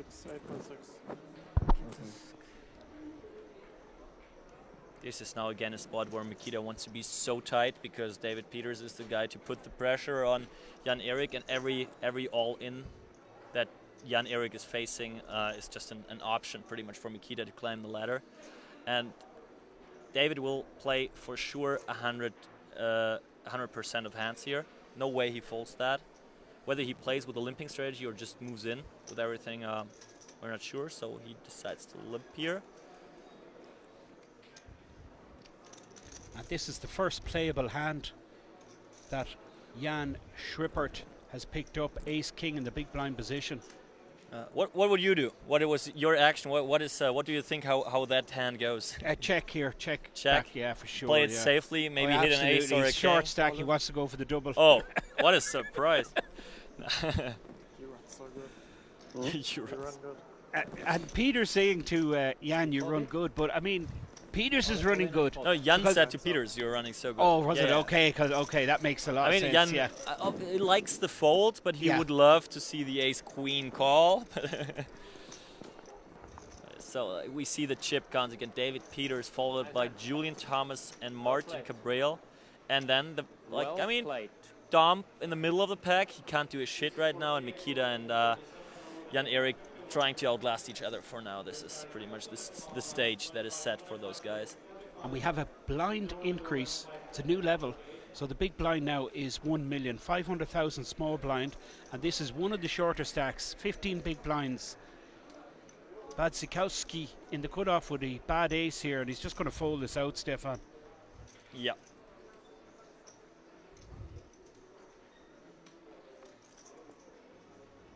I mean, that short, some like those high card hands gain some value because it's not about getting called too much anymore.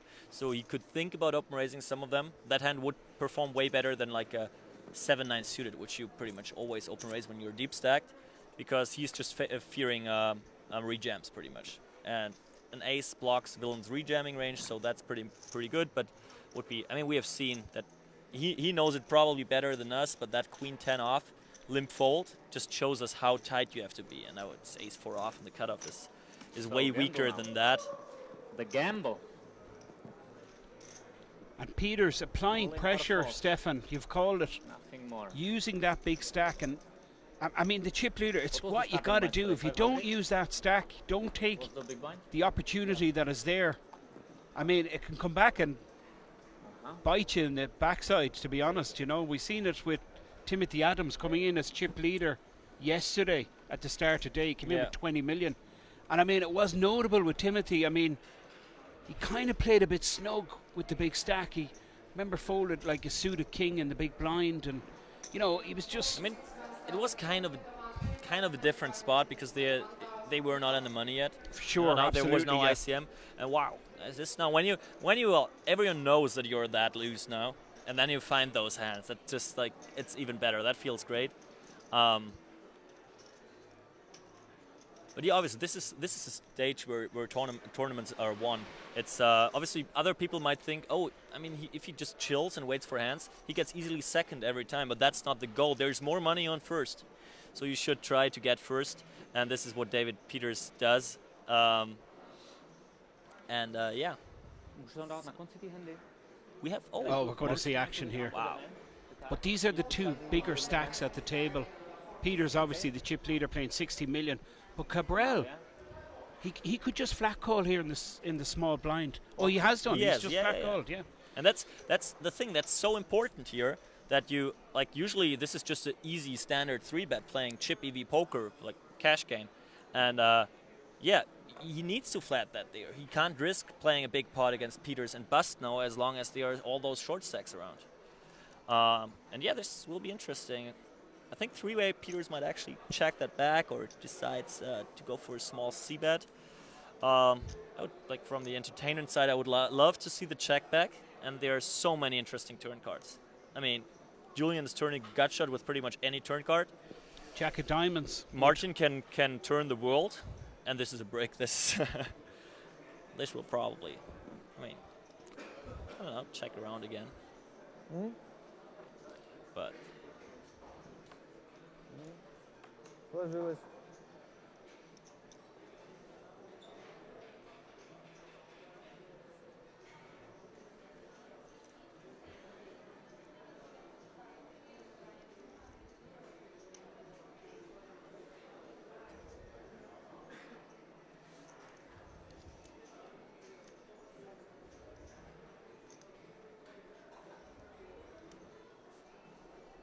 action with Julian Thomas, who is checked now in the big blind position, I think.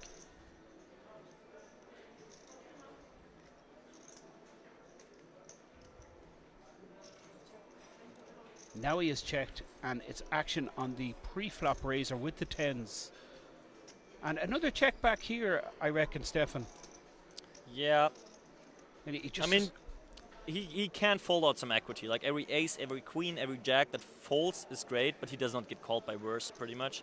And Julian is checking still like all the worst kings that he flats in the big blind there. He's never betting like his king deuce 3, 4, 5, 6, 7, 8 on the turn. So it's just like betting. Like the plus side of betting is folding out equity. Every queen, jack, ace, as I mentioned, that folds is great, but he's pretty much giving away money to better hands, and this will just be a I don't know, maybe small bet. Yeah, I would bet that, guessing that Martin can have all kinds of 6s, 7s, 8s that kind of have to call sometimes, but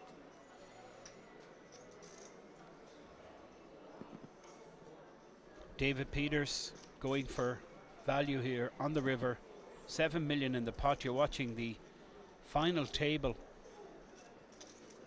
of the 100,000 super high roller. It's the final 6 players, and we've been 6-handed now. Almost 2 hours, I guess. 4.5 million action on Cabral with ace high here. yeah, from what I've seen from him, I can't see him going for the ace high call here, actually. Yeah.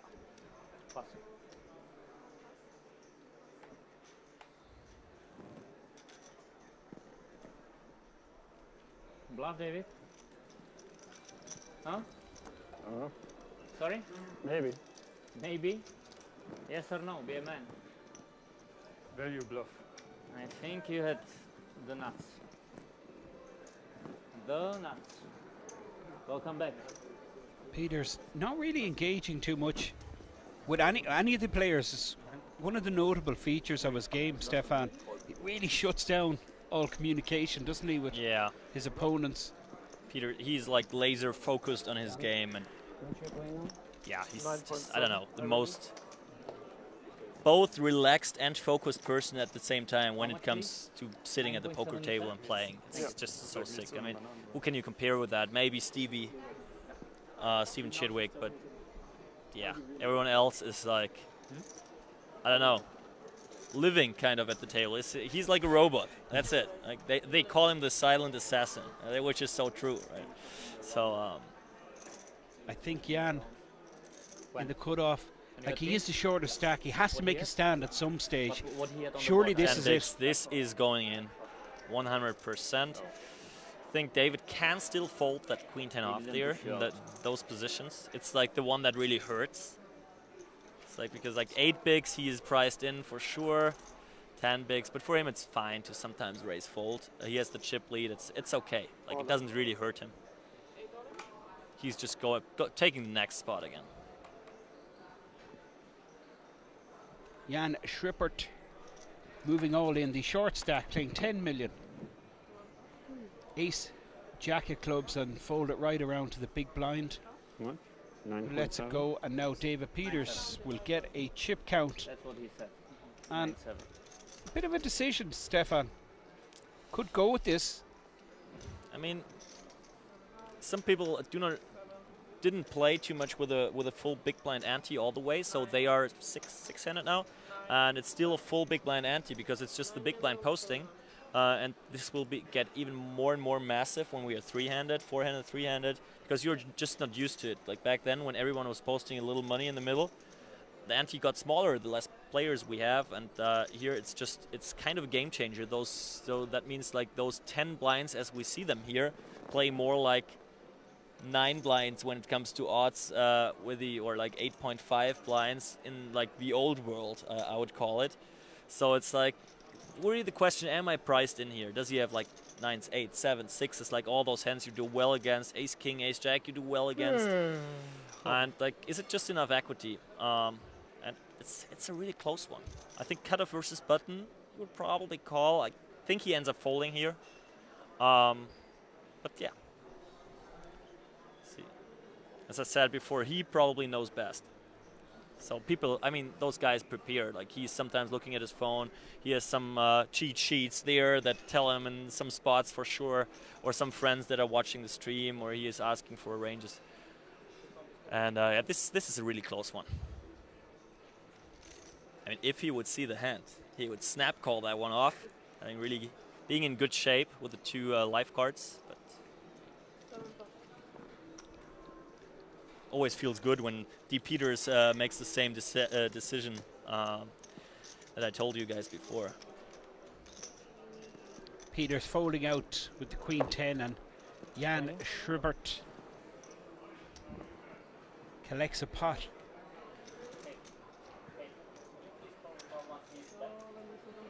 And just a quick question, Stefan, and maybe you could take this one.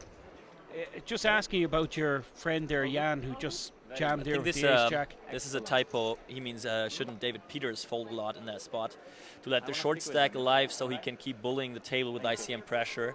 And that's like, he does not need to, I mean, his risk of losing that pot is just losing a little his chip lead. Like letting Julian catch up. And that's what I meant before by saying he can let that one go. If it's like, even if it's slightly plus CV in chips, he can let that one go, just not risking losing his chip lead. And because every hand that is dealt with that stack constellation is printing money for him, he can just take the next spot and the next and the next. All the players have to play that bit tighter with the short stack, but if he doubles that short stack, then the players have to come out and play. Yeah, no, he can bully around Mikita. We've seen he limp folded Queen 10 off. Just imagine, he will probably just give a walk with Queen 7 off, something like that, which is the 50% like hand in poker, average hand in poker, Queen 7 off, and yeah. And same, he can bully Julian, he can bully Martin, and yeah, Dom being one of the shorter stacks, anyways.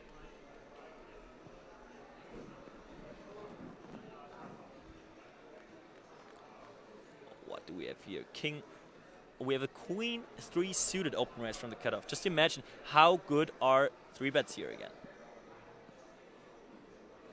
This is a really loose open raise, but it's fine because small blind and big blind again are the second and third short stack with Jan Erik around. So Julian is the man in charge to bully back here. As soon as Julian folds, let's see, we have the ace-8 snap fold. King deuce off will be a snap fold there. Okay, no snap folds for Mikita, but I can't see him defending that one. Too much drama for no drama. Cabral raising with the suited queen, gets it through. Blinds are 500,000, 1 million. You know Annette, yeah? Annette, you know? I think she knows. You are maybe even more smart than Dominic, which is something. Right, Dom? Absolutely. Annette. It's all right. But relax, okay? Don't be so aggressive. You are a very aggressive girl. Very aggressive. Right? Right? She's a wonderful dealer. I think like top 15 here. Top 15 at least. One pass. Peters is the big blind in this hand. We're going to see Cabral fold out and Thomas open here in the cutoff with the ace-jack.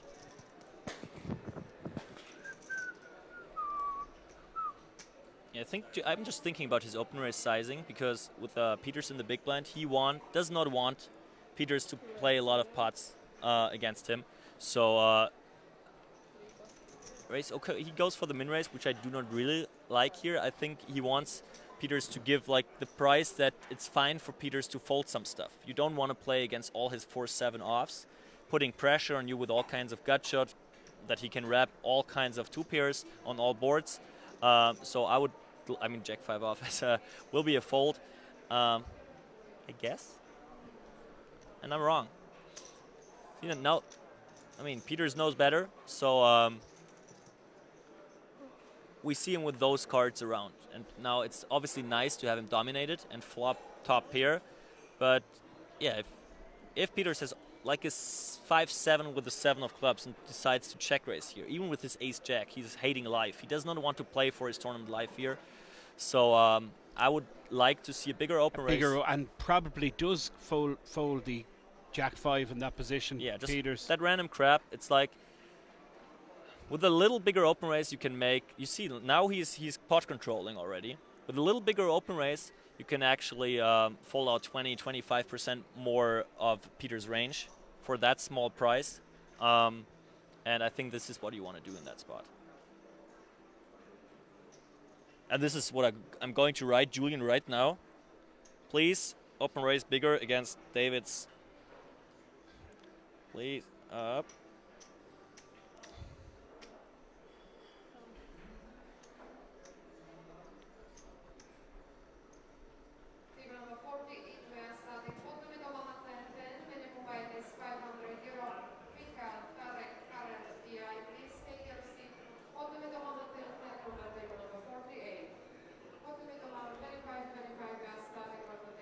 Julian Thomas, top pair, 100% beside the graphics of his cards.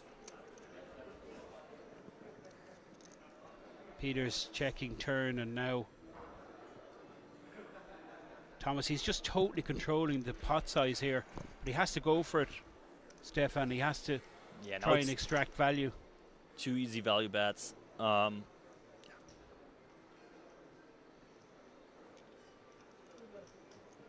Oh, he goes for a big one.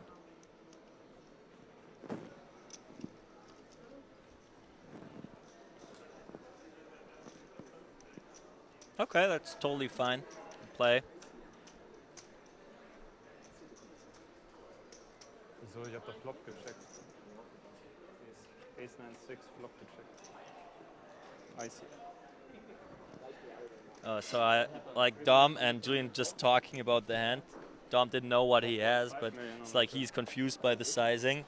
He said like, hey, I pot controlled, I checked the flop, this is why I can bet bigger on the turn. So Julian, please read your messages. Start using ICM pre-flop. Be aware, open raise bigger against Peter's big blind. Open raise small against Jan Erik's big blind again, and against Mikita's big blind. Cabral, king 6 under the gun, for sure folding this, and then the action will be moved around to Julian Thomas, and he folds out, and now Jackie, Dominic Nietzsche folds, and it's Mikita. How is it going? This is always the most interesting spot, I feel like. Mikita and with Jan Erik, the shorty in the big blind. Everyone hoping for him to bust, pretty much. Talking about those players at the table, obviously. He has lots of fans out there, lots of the German crew that are rooting for him. And now we see that snap all in. Oh, he's behaving well today. Ooh. He's alright. 12 big blinds, Jack 10 suited. Chip EV, it's always a snap call. Now he's comparing the second shortest stack to him. Like, how much is he pressured by ICM? You like the pressure, huh? Should he try to outlast the others? And he decides to go for it. Find that incredible call. Running great to have that dominated this situation. Like, calling Jack 10 suited and dominate your opponent is it's a top class decision, and he gets rewarded, Stefan. Whew. In really good shape. But still has to dodge some cards here to double up. Yeah. Yeah, and this is pretty much it. Just the backdoor clubs. It's straight for the split, but this is a perfect flop. Peter's down to 4%. Wow. What is it? Jack. Chop. Queen. Opportunities. Yeah. Maybe 10 is coming. Chop, You chop. know, it's never easy. That This guy was a good is run out running for so Peters. hard. So Did you hard. see that hand I played yesterday against Koroi? Which hand was it? Koroi rejammed small blind against my cutoff Jack, for his tournament live, 24 I bigs. tell you something. Can we make I had winners pocket after I win this sevens, shit? and he rejammed with 7-8 suited. Can you congratulate me with the Sick, bracelet? yeah. That was sick. Chop. Like, but he then went ahead on the turn, didn't he? it was queen, queen, jack. And then was jack. another jack. So Yeah. he could have won with his 8 high, with his freaking 8 That's high. right, yeah. And I was just praying for that high card on the river and got the king.